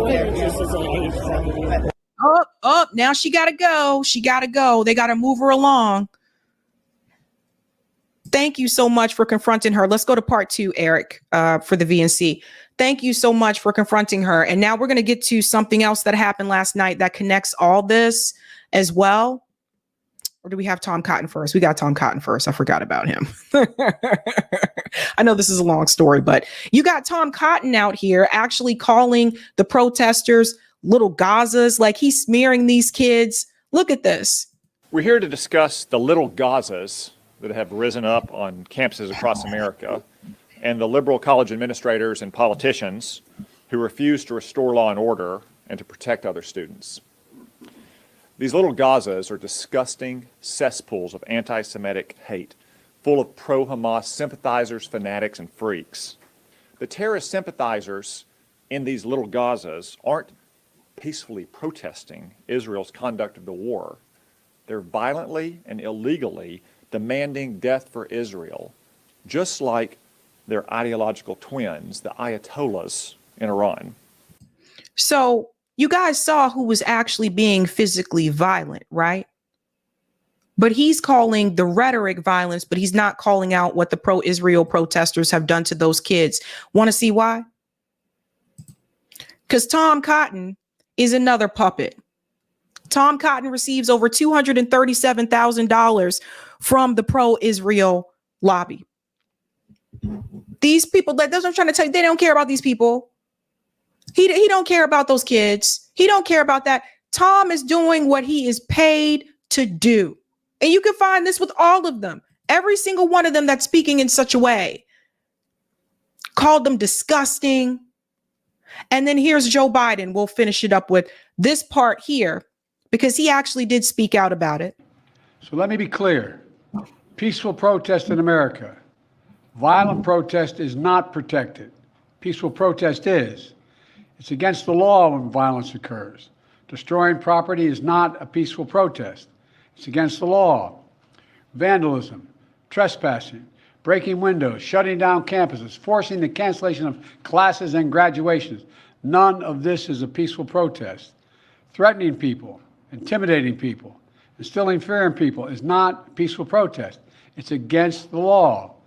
Dissent is essential to democracy, but dissent must never lead to disorder or to denying the rights of others so students can finish the semester and their college education. Finishing the semester and your college education is more important than a genocide that is happening right now. So those kids can learn those classes online just like they did during the pandemic. It's already May. The year's almost over anyway. So you see what they are prioritizing. What is more important here? Look, it's basically a matter of fairness. It's a matter of what's right. There's the right to protest, but not the right to cause chaos. So again, false narrative, giving people the impression that the pro-Palestinian, that those encampments were violent. They were not. You have to understand, I've said this before, that these colleges are a business. They are a business first, foremost, above anything else. The best thing that you can do as a student, and something that actually will not cause an arrest, is for you to stage a massive walkout across this country. The police can't arrest you for walking out of class. They can't make you go to college. Like, that's the thing. A massive walkout from all these universities across the country. No students in the seats. No professors getting paid. No professors getting paid. No deans getting paid. No president of these universities getting paid. Do you guys know the president of Columbia University is one of the richest people? Do you guys know how much money this person? The president of Columbia University makes $2,000. I think it's every hour or 20 minutes. I have to look it up. She makes more than a working class person will ever make in 1 year. She makes in 1 week. But they're businesses. So in order to get these presidents to listen, you have to shut the business down. And the best way that you can do that is going to be not going to hurt you physically with the police, is to walk out. This guy understands it. Listen. The reason universities don't crack down on white supremacist marches is because those do not affect their bottom line. That's it. There's no other reason they don't care. I heard somebody put it, universities are now banks that teach classes on the side. And as long as nothing hurts them enough to affect that, everything else is PR. Because in the end, a couple hours of marching changes about as much as appeals to morality and ethics through proper administrative channels for divestment from Zionism. Israel is a U.S. proxy colony in the Middle East. We use them as a money printer, war laboratory preying on the indigenous Palestinians. It's an avenue of money laundering, infosec, espionage, theft, either direct or indirect, of essential resources like rare minerals and fossil fuels. And all that is in turn fueled by STEM grads of American universities, who are the beneficiaries of massive corporate and federal funding, like from Boeing, Lockheed Martin, the Department of Defense, and the NSF. This creates a symbiotic relationship several orders of magnitude more profitable than things like arts, humanities, critical thinking, and community building. In other words, the average administration will view investment in war profiteering and by proxy Zionism as essential to the survival of their employer. In other words, they need it for their paycheck, as they believe they have no choice but to crack down on every encampment by whatever means they feel they can get away with in order for their institute to survive. He's 100% spot on. These universities have become banks that just teach classes on the side. And it didn't used to always be that way. And then we run into this recent issue, and this is all connected. So now they have put out this piece of legislation, this passed in the House. And I want you to see how this is going to affect these universities. Shout out to Solomon for breaking this down for everybody. The House approves bill to defined anti-Semitism. So they changed in this definition. It's 320 to 91, right? So listen to this. These are some of the examples that will apply in public life, the media, school, workplace, and in religious sphere. Could take into account overall context, include, but are not limited to: calling for, aiding, or justifying the killing or harming of Jews in the name of a radical ideology or an extremist view of religion. So I haven't heard anyone do that. But what they're doing is they are now saying that certain words that are being used is calling for that, or certain phrases, making mendacious, dehumanizing, demonizing, or stereotypical allegations about Jews as such, or the power of Jews as a collective, such as especially but not exclusively the myth about the world Jewish conspiracy, or of Jews controlling the media, economy, government, or other societal institutions. Again, I haven't heard any one of these protests saying anything like that. Accusing Jews as a people of being responsible for real or imagined wrongdoing committed by a single Jewish person or group, or even for acts committed by non-Jews. Again, haven't heard about. Denying the fact, scope, mechanisms, or intentionality of the genocide of the Jewish people at the hands of the National Socialist Germany and its supporters or accomplices during World War II, the Holocaust. Again, I have not heard this rhetoric at those protests. Accusing the Jews as a people or Israel as a state of inventing or exaggerating the Holocaust. Haven't heard these things. Accusing Jewish citizens of being more loyal to Israel or to the alleged priorities of Jews worldwide than to the interest of their own nations. See this one right here? This is the one that could get people into trouble. It goes on to say, denying the Jewish people their right to self-determination by claiming that the existence of a state of Israel is a racist endeavor. Everybody see what's happening here? Pay close attention, folks. Applying double standards by requiring of it a behavior not expected or demanded of any other democratic nation. That one's vague. Using the symbols. This is the one that I think Christians need to ask about. using the symbols and images associated with classic anti-Semitism, e.g. claims of Jews killing Jesus or blood libel, to characterize Israel or Israelis. So what does that mean in reference to Christianity? And that makes you wonder too about some of the movies that exist. Does that mean that Passion of the Christ is going to be banned? We got to ask these questions because some of this is kind of vague. Let's go on. Drawing comparisons of contemporary Israeli policy to that of the Nazis. Y'all see this? Holding Jews collectively responsible for actions of the state of Israel. And again, I don't think people have been saying that at the protest. People have been criticizing the government, the Israeli government, and of course, the US for funding it. And last but not least, anti-Semitic acts are criminal when they are so defined by law. For example, denial of the Holocaust or distribution of anti-Semitic materials in some countries. So some of this may even be criminal. So this right here, folks, actually had, when I was online last night, this one actually stirred up Democrats and Republicans, because there were Christians that were on social media and they were like, wait a minute, what does this mean for me? So I don't think that this legislation is actually going to make things better. I think this legislation is actually going to make things worse. So you can see what's in the works, folks. You can see what they already got down the pipeline. Let's go to the comments here. Aunt Shawnee TV, Sabby, they said that Brown University is taking a vote on divesting from Israel. Yes. And I believe Barnard College, which is across the street from Columbia, I believe they voted to do that. So again, like I said, these students did have demands. Michael says, of course, they'd put a black face on that BS narrative. Yep. Thank you, Stephen. Howard Zinn said students arrested protesting the Vietnam War were not disturbing the peace. They were disturbing the war. Right. Yep.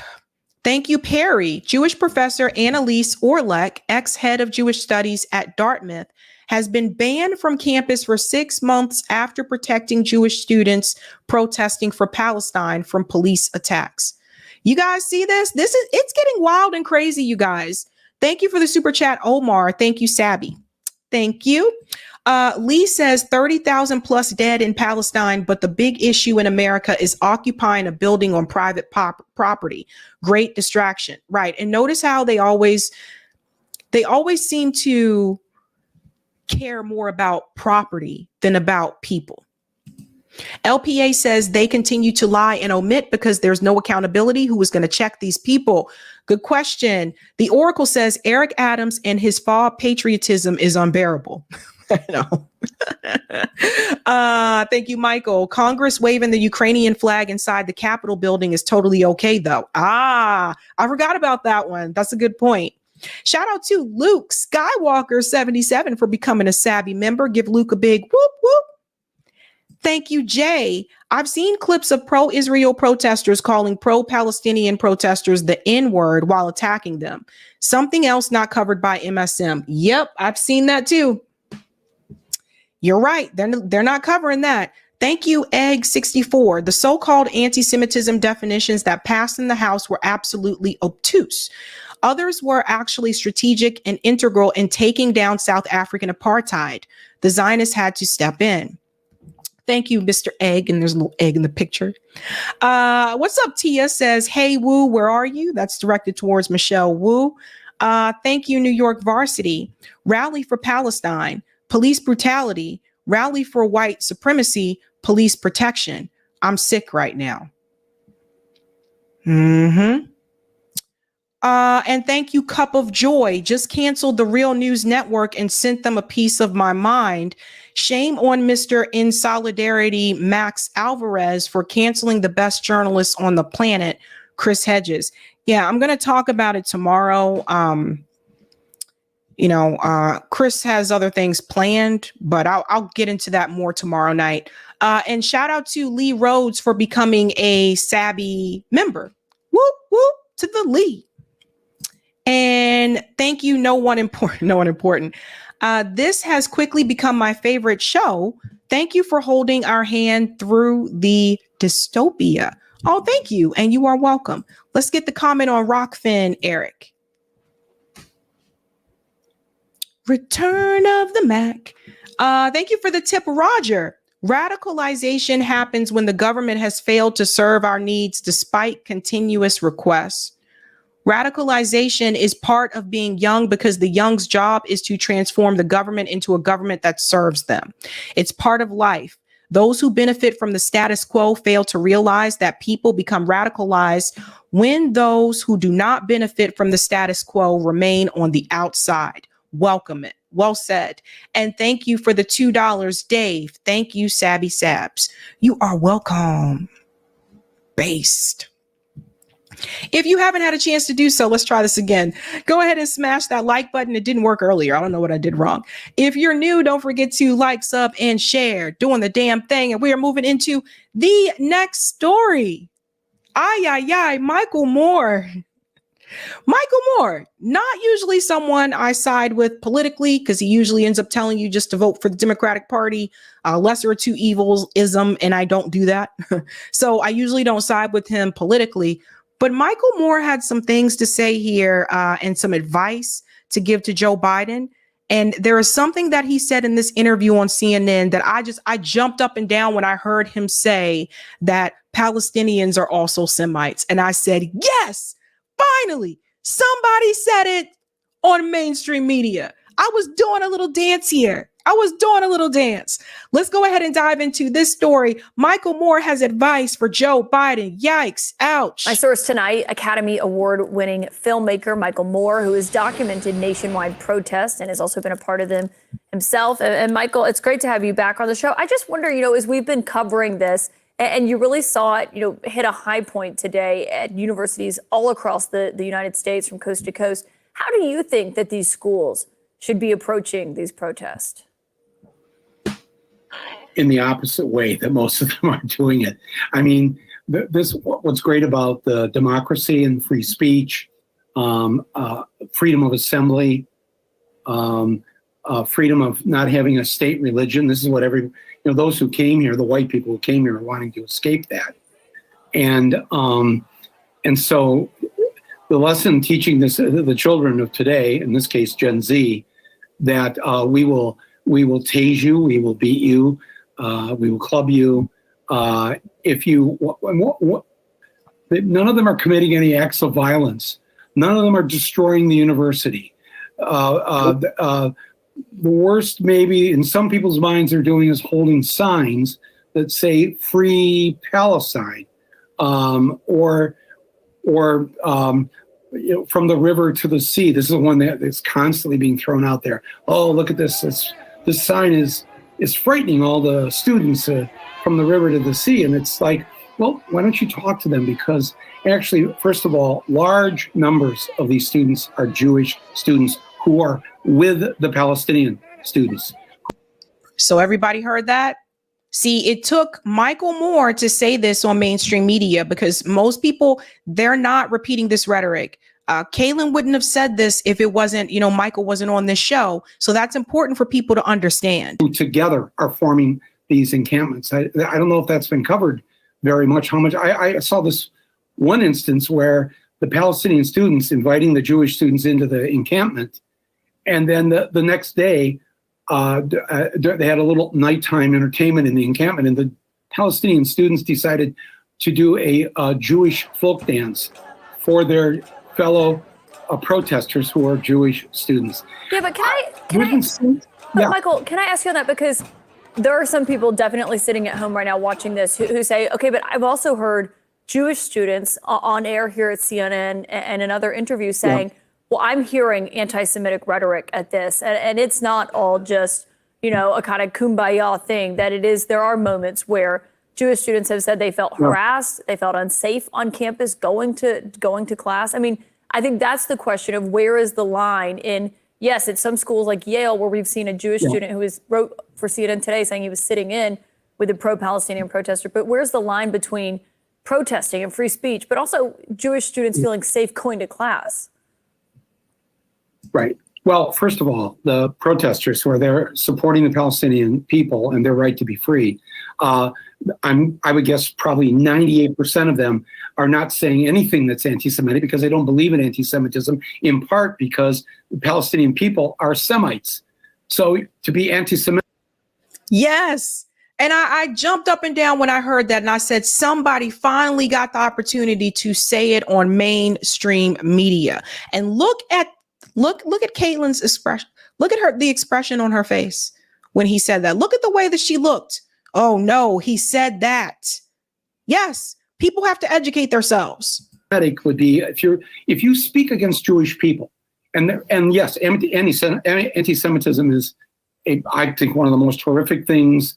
The way people have behaved. Jews have been suffering as victims of this for 5,000 plus years, and everybody needs to stand up against that and fight it and speak against it. But what's going on, and I noticed that there was a report, I think I read in the LA Times today, and also on ABC News, where they were interviewing students saying they were being harassed and the Hamas flags are flying. And ABC and the LA Times did their own investigation trying to find at these college demonstrations one Hamas flag that the protesters were carrying, and there were none. This is all a made-up thing, just like I said, the river to the sea. Can I just read? This is from the charter of the Likud party. That's the right-wing party that Netanyahu is the head of.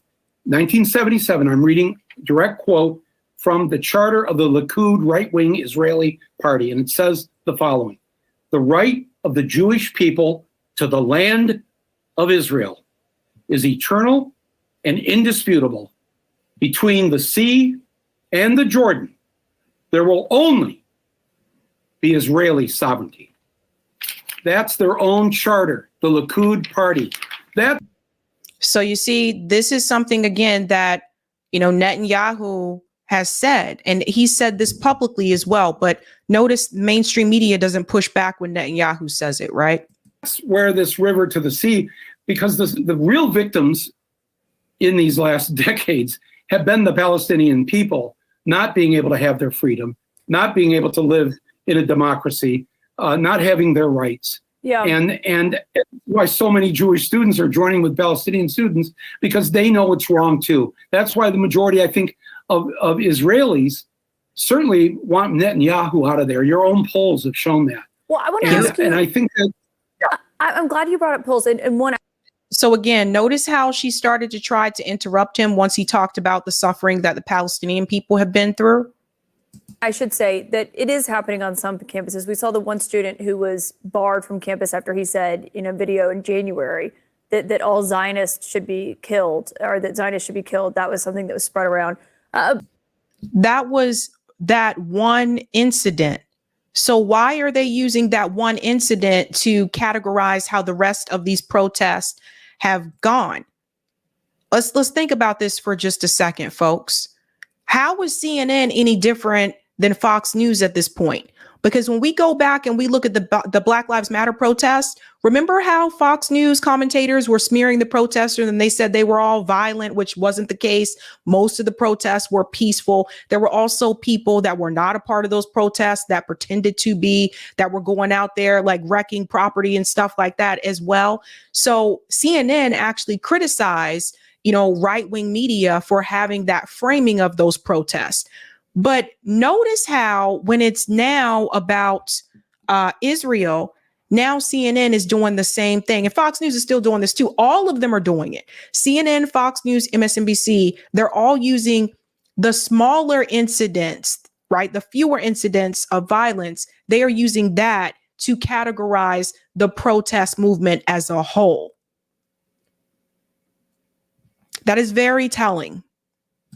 And I understand, obviously, it's complicated, and schools clearly are grappling with how to handle this. Yeah, and that kid's a knucklehead, and he's now apologized for it. I've been to Giant Stadium, where I can't tell you how many times I've had to listen to white people shouting using negative words about black players using those epithets.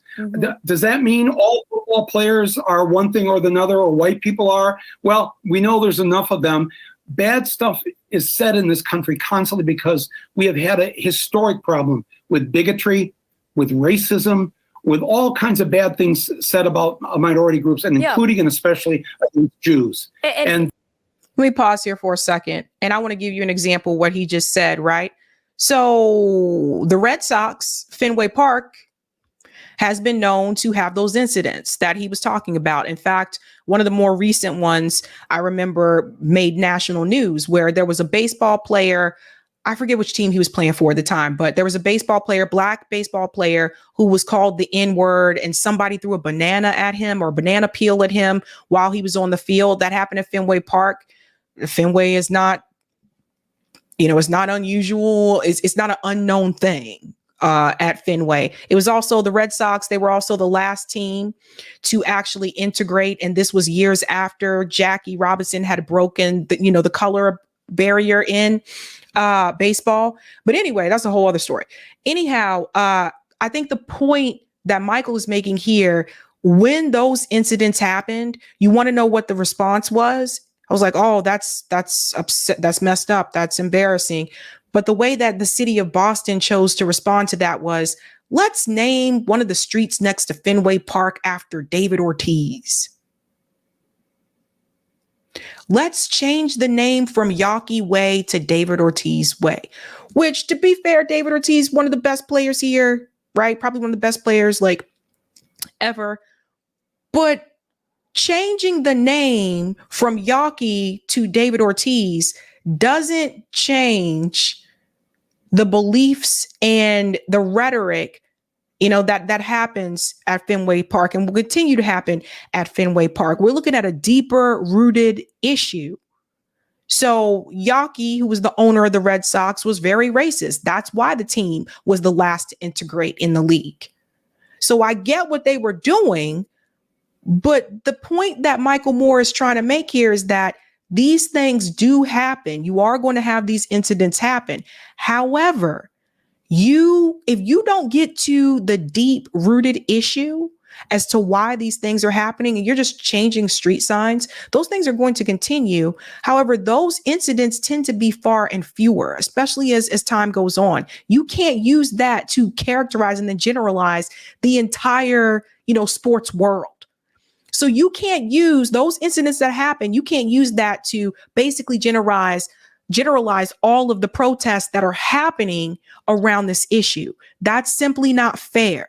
Once again, most of the protests are peaceful. That is not allowed. And all the organizers of all these demonstrations, I've talked to a lot of them. They've been in touch with me. And I have to tell you, they are the salt of the earth. They are kind and generous. They want to work with Jews. They want to live in peace. Yeah. They do not support what Hamas did on October 7th. Exactly. I mean, capturing the nuance here and the complex nature of this is one thing. But you brought up or maybe you could get up out of your seat, Caitlin, and you can leave the studio and you can actually go to these college campuses and talk to these students yourself and not only bring on students of one side.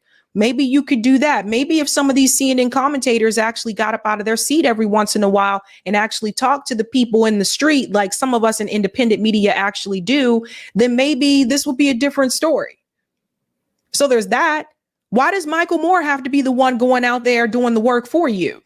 Whole about Israel's leadership, but you're wearing a Michigan hat right now. One, I won't hold you against that because I'm an Alabama fan, as you know. But two, there is a CNN poll. Apologies.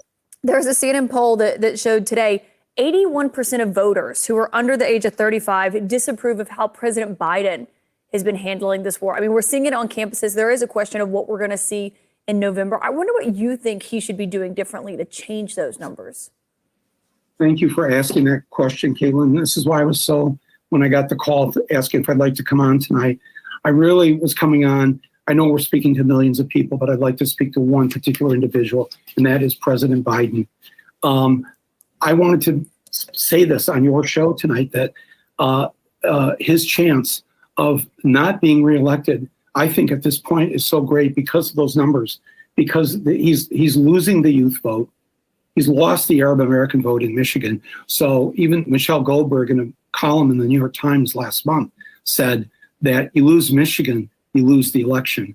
I am fighting to make sure that doesn't happen. I am trying to save Joe Biden, because as soon as he does the right thing, as soon as and if you're listening, watching Mr. Biden, fellow Catholic, although some will say recovering in my case, but still, we are Catholics, and the Pope is right on this. We need an immediate ceasefire. It is wrong. A mass slaughter of innocents, of children, of women, of the elderly is a sin. It is absolutely against what we believe in. I know you know that too.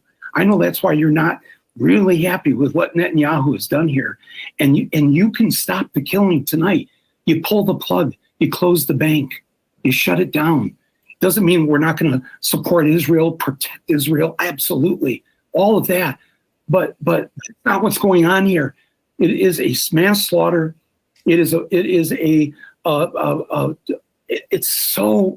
madness, President Biden, and you know this. And I speak to you as a fellow seminarian to the Catholic priesthood. That's me. That this is wrong. This is not what we believe in. And I think, after World War II, we are all in the shadow of the Holocaust. We are all sons and daughters of that era. And what did we want to do? We wanted to make sure that no Jew would ever have to suffer again or be killed again. And so everybody got behind the idea that they should have this home. But the land wasn't taken from the Nazis, the Germans. We didn't give them Bavaria. We took land from people who, not a single Palestinian built an oven at Auschwitz. Not a single Palestinian historically ran the Spanish Inquisition. Not a single Palestinian turned away boatloads of German Jewish refugees that tried to dock in Boston, New York, Miami, prohibited, trying to escape before they were all exterminated. And we turned them away, we, the United States. And I'm just saying, you're right to be, as you say, you care and you love the Jewish people, obviously, yes, but not this. This is mass extermination. When you carpet bomb a civilian population, and by those who are watching this, that's your tax dollars and my tax dollars. That means we funding this. We are responsible. We have to do this, and we have to. And so, but I'm sorry, Caitlin. I just want to make this because Democrats are going, oh, don't be saying this. We got to win the election. So I had to pause it there for just a second. I didn't want to interrupt him too much here. You see, this is what Michael Moore does. He was really good up into that I'm trying to save Joe Biden part. Why are you trying to save Joe Biden? People have to want to save themselves. It just at this point, you need to let Joe Biden fall. At this point, and I say this, even if there was some magically tomorrow Joe Biden called for a ceasefire, I would tell you all, you do not owe your vote to Joe Biden at this point. The way that he has ignored the young people, the way that he has just turned the other cheek, the way that he has said that we will always, support Israel, etc. The way that he just lied about those protests, and he's been lying his entire presidency. I would say you don't owe Joe Biden anything, even if he were to make that decision tomorrow. Joe Biden does not deserve to be reelected as president of this country. I said the same thing when Donald Trump was running for reelection as well. He does not deserve it. And I don't understand why you feel you're trying to save him, Michael Moore. If Joe Biden wanted to be saved, he would do the right thing. He's not really looking to be saved. This is where people like Michael Moore lose me, because he still wants you to vote blue no matter who. You actually have third party and independent candidates that are running that are correct on this particular issue where Joe Biden has lost a lot of support from, that actually have name recognition. Why are you still trying to save Joe Biden? The right thing to do, if people, do want to vote, the right thing for you to do, Michael Moore, is to encourage that young base, all of them that are out there protesting, to show up and vote for the candidates who are right on this issue. That's the right thing for you to do. And it's like, oh, well, Sabby, they're not going to win. It's just going to be Democrats, Republicans, and then that means we'll get Donald Trump. Well, then that's just what happens, Mike. You got to start somewhere. At the beginning of the civil rights movement, did they think they were going to win that year? You think they thought that? You think they thought with this first sit-in, this boycott that we're doing, we're going to win? That took time. And if you're only willing to do something, if you know for sure you're going to win, are you really a fighter? So people got to think about this. What is Michael Moore actually trying to do? Because he's saying all these things, but then come November, Michael Moore is still going to tell you, you got to support Joe Biden. I mean, it's just, for me, this is a moral issue. This is not about a red team or a blue team. This is about morality. And I personally would not feel right voting for anyone that is complicit in this genocide. Not one. We'll let them finish up here. But we're going to lose the election. We're going to lose Michigan if we don't turn this around. If President Biden doesn't turn this around, that is going to do more to put Trump back in the White House. And I refuse to have Donald Trump back in the White House. So what are we all going to do? How are we going to fix this? There's a simple way right now to try to bring back some of the young people. And I know we're out of time. Thank you for letting me say that and speak directly to the president, who I hope is watching. So it's, I don't know, what else to say, people, but it's just, maybe Biden just got to lose. It just is what it is at this point. And I don't want Donald Trump either, but at some point you got to stop trying to just go along with the flow.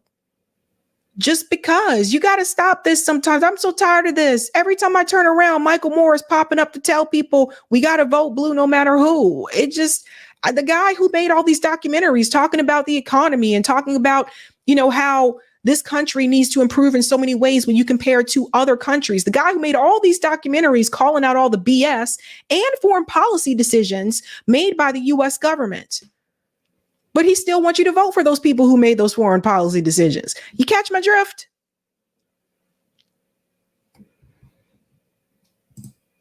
I think we all know what to do here. Baby Ethernet said, notice that CNN isn't doing any on the ground reporting. They are comical misinformation campaign. Shout out to 118 Debbie for the super sticker. Thank you. I know myself. Time to invest in Brundo. It has electrolytes. I don't know what that is.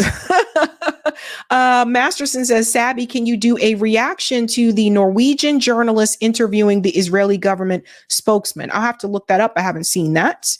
And Deborah says, Biden can't undo this genocide, Michael. Yeah, I mean, because at this point, I'm sorry. No, you don't own your vote. I'll take that Rumble rant. Eric. Thank you for the Rumble rant, Rimvusa. Sabby, check out Professor Barry Trachtenberg, Wake Forest University, calling out Zionism in front of Congress. Oh, I think someone was mentioning this to me. I have to check that out. Yeah, check it out. All right, guys, we have one more story for you tonight. Before we get there, go ahead and smash that like button. If you're new, don't forget to like, sub, and share. Doing the damn thing. We are moving on. Now it's time for some comedy. I hope you guys are ready to laugh because I've been waiting for this moment. And it finally happened, folks. Finally, somebody called out Piers Morgan to his face. Not some, but two, actually. Piers Morgan actually got tag teamed by Cenk Uygur and Dr. Cornel West. This is interesting because I was not expecting this to come from both of them, especially in this form. But it was very obvious to me that they have had enough. And it's funny. I was sitting there. I was like, wow, I can't believe I'm actually agreeing with Cenk Uygur here. Because usually, because he always be like, well, you got to support the Democratic Party, that kind of thing. But they really did come after Piers Morgan. And I will say this as I bring this up. This is the panel. Piers Morgan is the moderator for these debates. It's his show, but he is the moderator. One of the problems that I've had with these debates is that he's basically not neutral. He's obviously on the pro-Israel side. As a moderator, you are supposed to be neutral. If Piers Morgan wants to take a side, which is fine, if he wants to do that, he needs to be a part of the debate, but not the moderator. And that is one of the problems that I've had with these debates. Well, fortunately, people called him out about it. And it gets pretty tense. They're starting off discussing a free speech debate about what's happening on the campuses. And this is when it kind of, you can tell everybody looks pissed. Like, I looked at this where it's paused at, like Dr. West looks angry. Cenk Uygur looks angry. This woman here, she's going to speak too. She's also angry. I think she's somewhat conservative, but she still is, she's pro free speech. And so listen to what she says. We start with her. Yes, but from a free speech perspective, what is your take on what we're seeing here? So I've been very open about this issue. I think there's been not quite enough focus on the free speech issue. I think that, for example, you could look at Texas Governor Abbott, who in 2019 was saying there has to be free speech on campuses. There has to be the First Amendment on campuses. Then on March 27th, he signed something that limits speech on campus, including constitutionally protected speech, including criticism of Israel's government. I think that what the Constitution says is very, very clear, that even hate speech is free speech, right? So you can debate whether something is or is not hate speech. In the debate you just had with your last guest proves that there is some disagreement on that. And the main point is the government should not be the one deciding what is and is not. We have a spokesperson for the Indiana Police Department saying hate speech isn't free speech. Well, that just simply isn't true. And it's the whole idea of what it's always been, which is that you don't want the government to be in the position of deciding what speech is and is not allowed, because that is going to be dangerous for anyone, including Jewish students, right? I mean, there was no free speech, obviously, in Hitler's Germany, right? And saying that free speech, something is First Amendment protected free speech, is not that you don't have to say you agree with it. And you can totally bring up the fact that maybe it's been less consistent in terms of all of a sudden now a lot of these university presidents are super pro free speech when it comes to this, when they haven't been in the past. But to me, that's not going to cause me to be hypocritical on this issue. I'm a First Amendment absolutist. I was in 2019, I was before 2019, and I still am today. What if you are chanting intifada? Okay, so she is a free speech absolutist. And with this particular issue, this is where some of the conservatives on social media and actually on YouTube are not too happy with some of the legislation that's being passed in reference to the Israel-Gaza issue, because they feel like this does disrupt free speech. So now you actually have the Biden administration has pissed off pro-Palestinian protesters, but some of the Republican governors, like Greg Abbott, has also pissed off conservative Christians. So it's happening on both sides. Somehow they've managed to piss off both sides for different reasons. But it's interesting. Given the history of intifadas between Israel and Palestine, twice in the last 30 years, we know what intifadas have been there. They've been violent uprisings with many people dying. And what if you chant from the river to the sea, which Jewish people believe absolutely means the eradication of Israel? I was just asking the First Amendment. I will come to everybody else, but Kat has to go. So I want to just get this free speech part of the debate out of the way. Kat. The First Amendment is actually clear on that, where you have to have a very, very, very specific exception where that would not be allowed. So, for example, a peaceful protest where people are marching and saying from the river to the sea is constitutionally protected speech. An incident where you were targeting a specific Jewish student and chanting that at that student where a protest had become violent, then that maybe would not be. But it's very, very narrow, and it's supposed to be very, very narrow, where there has to be it has to be directed and likely to produce imminent action, and also true threats. Those are the only exceptions, which are very, very narrow. And the law is clear on this. But if you So did everybody hear that? Okay. Have people, and we've seen pictures of them inside and outside campus, who appear to be supporting Hamas rhetoric. who are wearing maybe insignia relating to Hamas or Hezbollah or whatever, if you're brazenly supporting organizations, groups of people that are deemed to be terrorists by large swathes of the world, does that cross the line? This is utter nonsense, Piers. Can I just answer the question? Okay. And this is where it all gets crazy, folks, because Cenk is jumping in. Because you know what Piers Morgan is doing here? He's trying to sway her opinion. He's trying to get her to change her response. And that's why I said Piers Morgan, who's supposed to be the moderator of these debates, he's not actually a mod.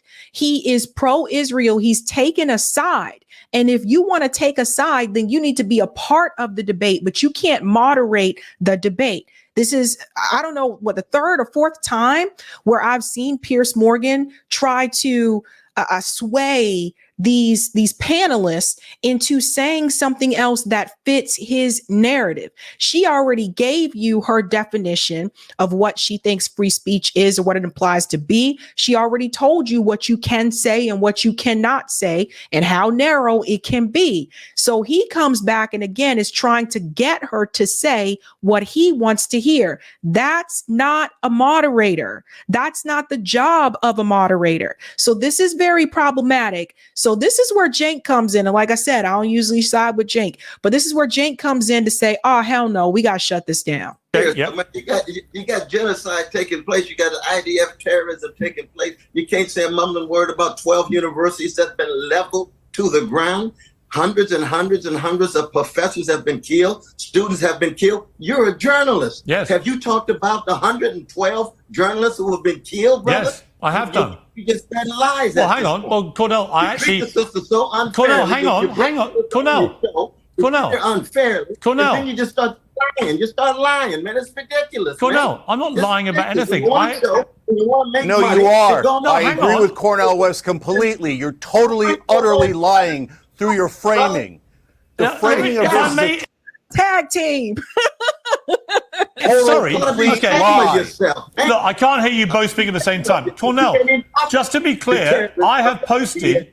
Sorry, hang on. Please. Hang on. I have posted about the journalists who've died in Gaza, right? I have posted about this. I have highlighted the deaths of those journalists, right? Put it in the framework. Well, I'm going to. I was going to come to you about the framework. No, you're not. All the vandalism about one hall, and you hardly can say a mumbling word about universities, libraries gone completely, schoolrooms gone completely. You see how truncated and narrow your framework is? You're just lying, man. You ought to be ashamed of yourself. Okay. When you say lying, what you're trying to imply that I don't care about the other stuff you've just mentioned. Yes, that's what I'm saying. That's not a lie. That's definitely right. Well, I told you, Jonathan says, oh, damn. Tag team. I'm telling you guys, this was just because finally, Piers is in the hot seat, not the other way around. People are finally going after Piers Morgan saying, wait a minute, the way that you've been handling these discussions is problematic, Mr. Moderator. Very problematic. Not have the same value as an Israeli life. That's what I'm saying. Okay, let me bring in Cenk. Let me bring in Cenk here. Let me bring in Cenk. Okay, let me bring in Cenk. Just to be clear, I haven't lied about anything, right? I haven't talked about what's happened in Gaza yet because we haven't come to that part of the debate. But Cenk, I don't believe you've always seemed to me to be one of the more rational voices in this debate, prepared to accept what Hamas did was horrendous and so on. I don't believe that you think it's right that Jewish students should be intimidated and harassed on a campus. Come right back to the thing again. Can I just answer this for We are debating the protests, okay? Come on, brother. Come on, man. I don't think it's right. They should be subjected to intimidation. The point is that Piers Morgan's framing has always been in support of Israel. That's the problem. And if someone pointed to me and said, oh, well, Sabby, your framing has been in support of the Palestinians. Yeah. I'm also not moderating a damn debate. If you were going to be a moderator, you were supposed to be impartial. You were supposed to be neutral on an issue. You're not supposed to have a side. You're not supposed to sit up there and lead the witness. This is what he was doing to the young woman here. He was trying to lead her to say what he wanted to hear. That is not how this works. Guys, I was on the debate team in high school. That's not how moderating works. So it's problematic. Piers Morgan has an agenda. We need to look into who's funding this uncensored show that he does. Maybe nobody, but he get money from somewhere. It's not just YouTube. And then you got to think about the fact that he was on Talk TV owned by Rupert Murdoch, who also owns Fox News. There is a certain narrative that Piers Morgan is putting forward. And for Piers Morgan to sit there and say that he was not lying, he's told lies during these debates multiple times, and he's been debunked by multiple people. What do you mean you haven't been lying? How long was it before you stopped saying the beheaded babies narrative? How long was it before you stopped talking about or spreading the falsified claim from the New York Times about the essay, which had been debunked by multiple different media people? How long was it before you stopped lying, Piers? And you're still trying to lead witnesses into saying things now. You're supposed to be the moderator, but you're sitting there every time and asking people, but do you condemn Hamas? That's not moderating, Piers. You chose a side. You cannot do that and moderate these debates. Who is Piers really working for behind the scenes, folks? I don't think it's just Rupert Murdoch. I think it's someone else too. Something is happening here. Okay, Piers. Nobody thinks it's right. Nobody thinks that's right.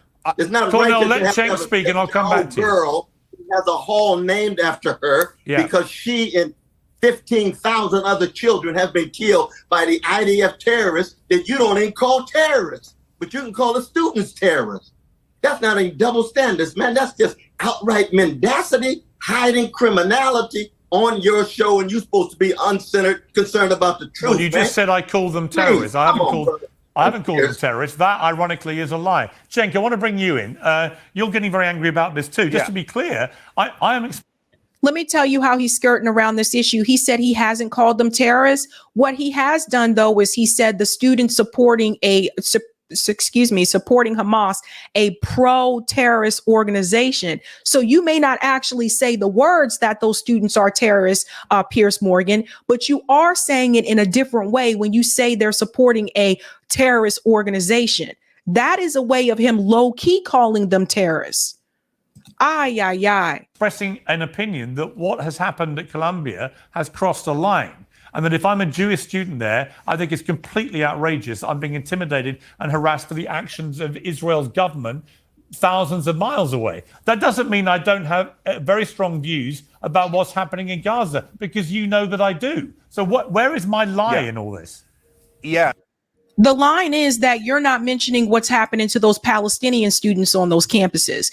Piers Morgan isn't showing you the videos that I showed you. Piers Morgan isn't talking about how those kids had freaking firecrackers that were thrown at them from pro-Israel supporters. That's the problem, Piers. You're only talking about the victimhood in reference to those who are pro-Israel. You are not talking about that victimhood in reference to those that are Palestinian. And even when you did talk about those deaths and stuff that happened, it wasn't until over 30,000 of them have been identified as killed, then you started to raise, okay, there may be an alarm here. But prior to that, you didn't care about those babies. You didn't care about those kids. They were the wrong ethnicity for you to care about.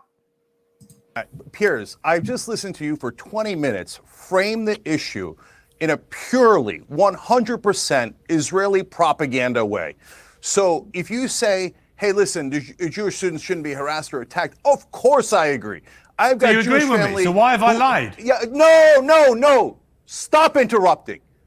But what you don't talk about is you say from the river to the sea is an unacceptable change. Did you mention to the audience in these last 20 minutes that Benjamin Netanyahu actually said it recently? Not only that, he's actually doing it. Let me pause here for a second. I did have to laugh at that moment because it's kind of funny that Cenk told him to be quiet on his own show. In the middle of wiping out the Palestinians from the river to the sea. That is the grotesque violence. He has slaughtered 25,000 women and children. They were all innocent. So when Hamas kills 860 innocent Israeli civilians, I call them out and I say that is terrible. But when Israel slaughters 25,000 women and children, we're saying, oh, I don't like a pro-Palestinian chant. Yep. Chant. That's what we're concerned about. And now you turn to the the violence that has happened on college campuses, there is one case of overwhelming violence, and that happened last night at UCLA. And it was pro-Israeli protesters that violently attacked the peace protesters that didn't do anything. They attacked an old lady and said, oh yeah, good luck trying to defend yourself, old lady. These are vicious, vigilante thugs. And they have done more violence than all of the peace protesters in the country combined. Where are the arrests? Where's the outrage? Where's the indignation? You pretend that you care about protecting students, but you only care about protecting one side, whereas the other side is assaulted. No, I don't actually. No, because if debased and humiliated. Okay, let me respond. And all you want to do is cancel their speech. You're part of cancel culture and admit it right now. Can I respond? I told you guys, get ready to laugh. This is juicy. This is crazy. And this is juicy. But yeah, he told him, like he said, you're a part of cancel culture and admit it right now. Because yeah, where is Piers Morgan's response about what Cenk just said about the pro-Israel supporters that attacked those kids? Where's his response about that? Where's his commentary? Where's that sympathy? Oh, that's right. You don't have no sympathy for them because, like I said, they're the wrong ethnicity. He don't have no sympathy for them. That's why Dr. West called him a racist. He ain't got it. It's not there. Period. About protesting people. Can I respond? Americans. Can I respond? Americans. By the way. Okay, this is not the United States of Israel. Fine. America. All right, you made your point, get to Cenk. protest a foreign government. Okay, let me respond. Just to be You've clear. lost the right wing. Just you've to be lost clear. the left wing. You've lost America. Just to America's not going to stand here and let Israel We can keep dictate shouting or we can who's have a allowed debate. to speak and who's going to be arrested. All right, you can keep shouting. I gave you 20 minutes to do propaganda, Okay, Piers. Go ahead now. It's not propaganda. He said you lost the left wing and the right wing. I told you guys, I've seen this, like both sides are angry. I have many views about all of this. We're talking specifically about the protests at Columbia, which I think you've crossed a line. By the way, you talk about cancel culture. I'm entitled to my view without you and Dr. West screaming liar, genocide supporter, and all this other bullshit. Okay, you condemn the UCLA pro-Israel thugs. As the moderator, Piers, you are not entitled to your view. That's the whole point of being the moderator. If you want to express your view, then you should be a part of the actual debate panel. So no, you're not entitled to that. You give that up when you decide to be a mod.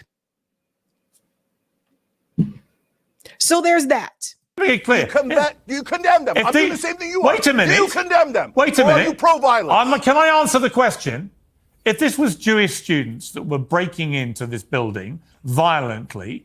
No, you don't have to go with a hypothetical. No, sorry, I am going to go with a hypothetical because you're trying to make out that somehow I'm only doing this because I'm pro-Israel's government. I'm not pro-Israel's government. What I am pro is the safety of Jewish students being protected because they are not responsible for the actions of an Israel government thousands.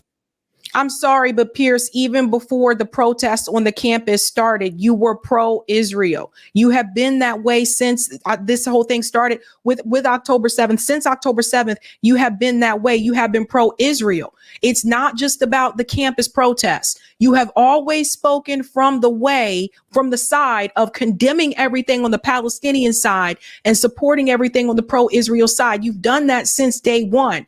As a so-called moderator. Of miles away. They're entitled, having paid $400,000 for their education. But you say no, you don't want to protect the peace protest. I don't think mob rules should be allowed to go on. So when you talk about, this is a private university campus. They are entitled to not have their buildings desecrated in this manner. And they are entitled eventually to have the police remove them. Be honest. When they were doing it in a public space, everybody in media, in American media said, how dare they do it in a public space? They do it in a private place. You go, how dare they do it in a private place? You shouldn't be breaking into buildings full stop. You know what? When Martin Luther King in Selma, Alabama. Pause for a second and we'll go back to the Martin Luther King thing. Excuse me. So first of all, Piers Morgan criticized the marches. Even when people were protesting in the streets, when over 500,000 people were in DC protesting against this, he criticized the marches too. This did not start with the campus protests. And he's just pissed because Cenk Uygur and I forgot about the other people were there for a second, but he's pissed because Cenk Uygur and Cornel West called his ass out. And it was about time. I'm glad somebody finally came onto the show and handed his ass to him. It was about time. Across the Edmund Pettus Bridge. Oh, let me go back to the Martin Luther King part because this part's important. Hope it didn't go too far. Okay, there we go. The police Piers, removed them. Be honest. When they were doing it in a public space, everybody in media, in American media, said, "How dare they do it in a public space? They do it in a private place." You go, "How dare they do it in a private place?" You shouldn't be breaking into buildings full stop. You know what? When Martin Luther King in Selma, Alabama, crossed the Edmund Pettus Bridge, you know what they said? "How dare they interrupt the bridge? How dare they go in a public place? How dare those protesters?" Civil rights leaders should know their role, should know their place, boy. That's what people like everyone in American media is saying right now to the people in favor of not slaughtering any more Palestinians. Yeah, I think you guys sound exactly like Bull Connor. Okay, Kat, I know you have to go. I just want to just bring you back in just briefly. So that part right there is incredibly important because that's what I was telling you guys earlier about the other story. Chris Cuomo, Don Lemon, Dana Bash, all of these people are doing the same thing that they would have complained about commentators doing during the civil rights movement. The same criticism that they have. You cannot occupy a space. They would have been against the civil rights movement. They would have been against the protest to divest from apartheid South Africa. They would have been against the Vietnam War protests. It's a very revealing moment, you guys. Very revealing. Look, this is an incredibly, as you can tell, this is a very incendiary debate and passions run very high about this. Has anything you've just been listening to given you any more clarity about how we resolve this situation? Because presumably these protests are not going to go away. They may get bigger in number. They may affect more universities. This is a bad situation getting progressively quickly worse. What do we do about this? Right. Again, going back to what I was saying before, I think that the law on these things is clear. I think that we want to be careful to not give up any of our rights as Americans in response to things that we see. There was also a bipartisan legislation proposed about having anti-Semitism monitors on campuses. I mean, what could go wrong there, right? And I've been open as a First Amendment absolutist, and I've had people send me videos of things like smash windows. Well, is this free speech, Kat? Obviously not, and I'm not saying that it is. I think that the robust debate surrounding this proves all the more reason why there are strong disagreements on what counts as what and what means this or what means that we should not have the government be in the position to decide ever what you can and cannot say, because any of these rules that some people are pushing for that would, some of the slogans that the Palestinian protesters are chanting to silence any of that could then, based on what else someone else thinks, could be used to, say, prevent an IDF soldier from coming to campus to speak. So I think that there are two separate things that we need to keep: how you feel about the speech personally, how you feel about the issue personally, and then how you feel about the government involvement in it. Those are two completely separate things, and it's not the same to be pro-First Amendment and anti-Semitic. You make some great points. Kat, we've got to let you go. Thank you very much indeed for joining us. I greatly appreciate it. So yeah, it's a very interesting discussion. I think that she had a really good point there about the free speech portion about this. And that's what I've been trying to tell people, that they're cracking down on free speech, that they've been increasing censorship, regardless of what race you are, regardless of what class you are. Speech is something that all of us have, right? All of us can, either speak or write or whatever. That's our one of the ways that we can express ourselves. And so censoring speech and putting restrictions on speech, that's going to affect all of us. All of us. I don't care what side you're on. Maybe there can be a movement about that. Because at the end of the day, if they silence all of us, then what? And that's what it means when she says she's a free speech absolutist. She may not agree with the rhetoric that's being spoken, but she believes that people have the right to say what they want to say. And honestly, these are very, very scary times, because I don't know what else the government is going to do. I just read part of that legislation for you tonight, told you some of the things that are going to happen there. So I don't know, man. But I think this is embarrassing for the Biden administration, because something like this, what they're seeing happening right now, they would have expected something like this to happen under Donald Trump's administration, right? Because remember the protests that happened under Trump and stuff like that? They would have expected that to happen under his administration. They wouldn't have expected this to happen under Biden as well. So embarrassing for the Dems. Lorez said, but Sabby, Piers must be a moderating debater. Thank you for the super sticker, Mal B. What's up? Thank you. Drit says, thank you, Sabby. I really needed to see this. It's nice seeing Zionists get shut up in a sea of them running their mouths. Thank you, Dwayne. Dr. Jill Stein, it's time for reparations to begin repaying the debt owed for 400 plus years of slavery, segregation, and ongoing discrimination that has robbed Black Americans of generational wealth. Thank you so much for that, Dwayne. The Oracle says Pierce asymmetry and bias in support of Israel IDF is patently clear. Yeah. It's very obvious. Katrina says, and to be clear, I don't like Cenk either. Oh, that was funny. It was just interesting to me, like, because Cenk, he went on to his show, on Piers' show, and told him, you be quiet. Thank you, Cosmonet. That guy next to Cenk is a real piece of work. I think he is being paid off to spout propaganda. Oh, yeah, that guy is the former, for people who were asking, that guy is a former BLM supporter. Let me see if I can go for it. Where he at? He's a former BLM supporter who now is against all this stuff or whatever. Yeah, I wouldn't be surprised. I wouldn't be surprised if there was money going somewhere. And the Oracle says he's the elephant in the room. Here's the elephant in the room. How can the people get the government to change course? The majority of Americans support a ceasefire. Yeah, that was weird. Like when Piers asked that question, I'm like, are you not paying attention to the polls? You've had how many of these debates and you don't know like how this, could change course? Let's get the comment on Rockfin, Eric. Ay. What that moment was a trip. Yikes. Thank you for the tip on Rockfin, JVB. You're right, Sabby. Michael needs to know that if you don't stand for something, you stand for nothing. Michael is conflicted, but get real. Thank you so much for that. All right. That is it for me tonight, guys. I will be back live tomorrow night. We're going to dive into that Chris Hedges story that, came out early. It came out like actually right before I went live. So I saw the email where Chris Hedges' show has been canceled from Real News Network. I'm going to do a little bit more digging into that, but I'll discuss that tomorrow night. So we'll get into that and a couple other things as well. But what is up, folks? Guys, please have a good evening or the rest of the evening. And I am out of here. Have a good night. Keep up the fight.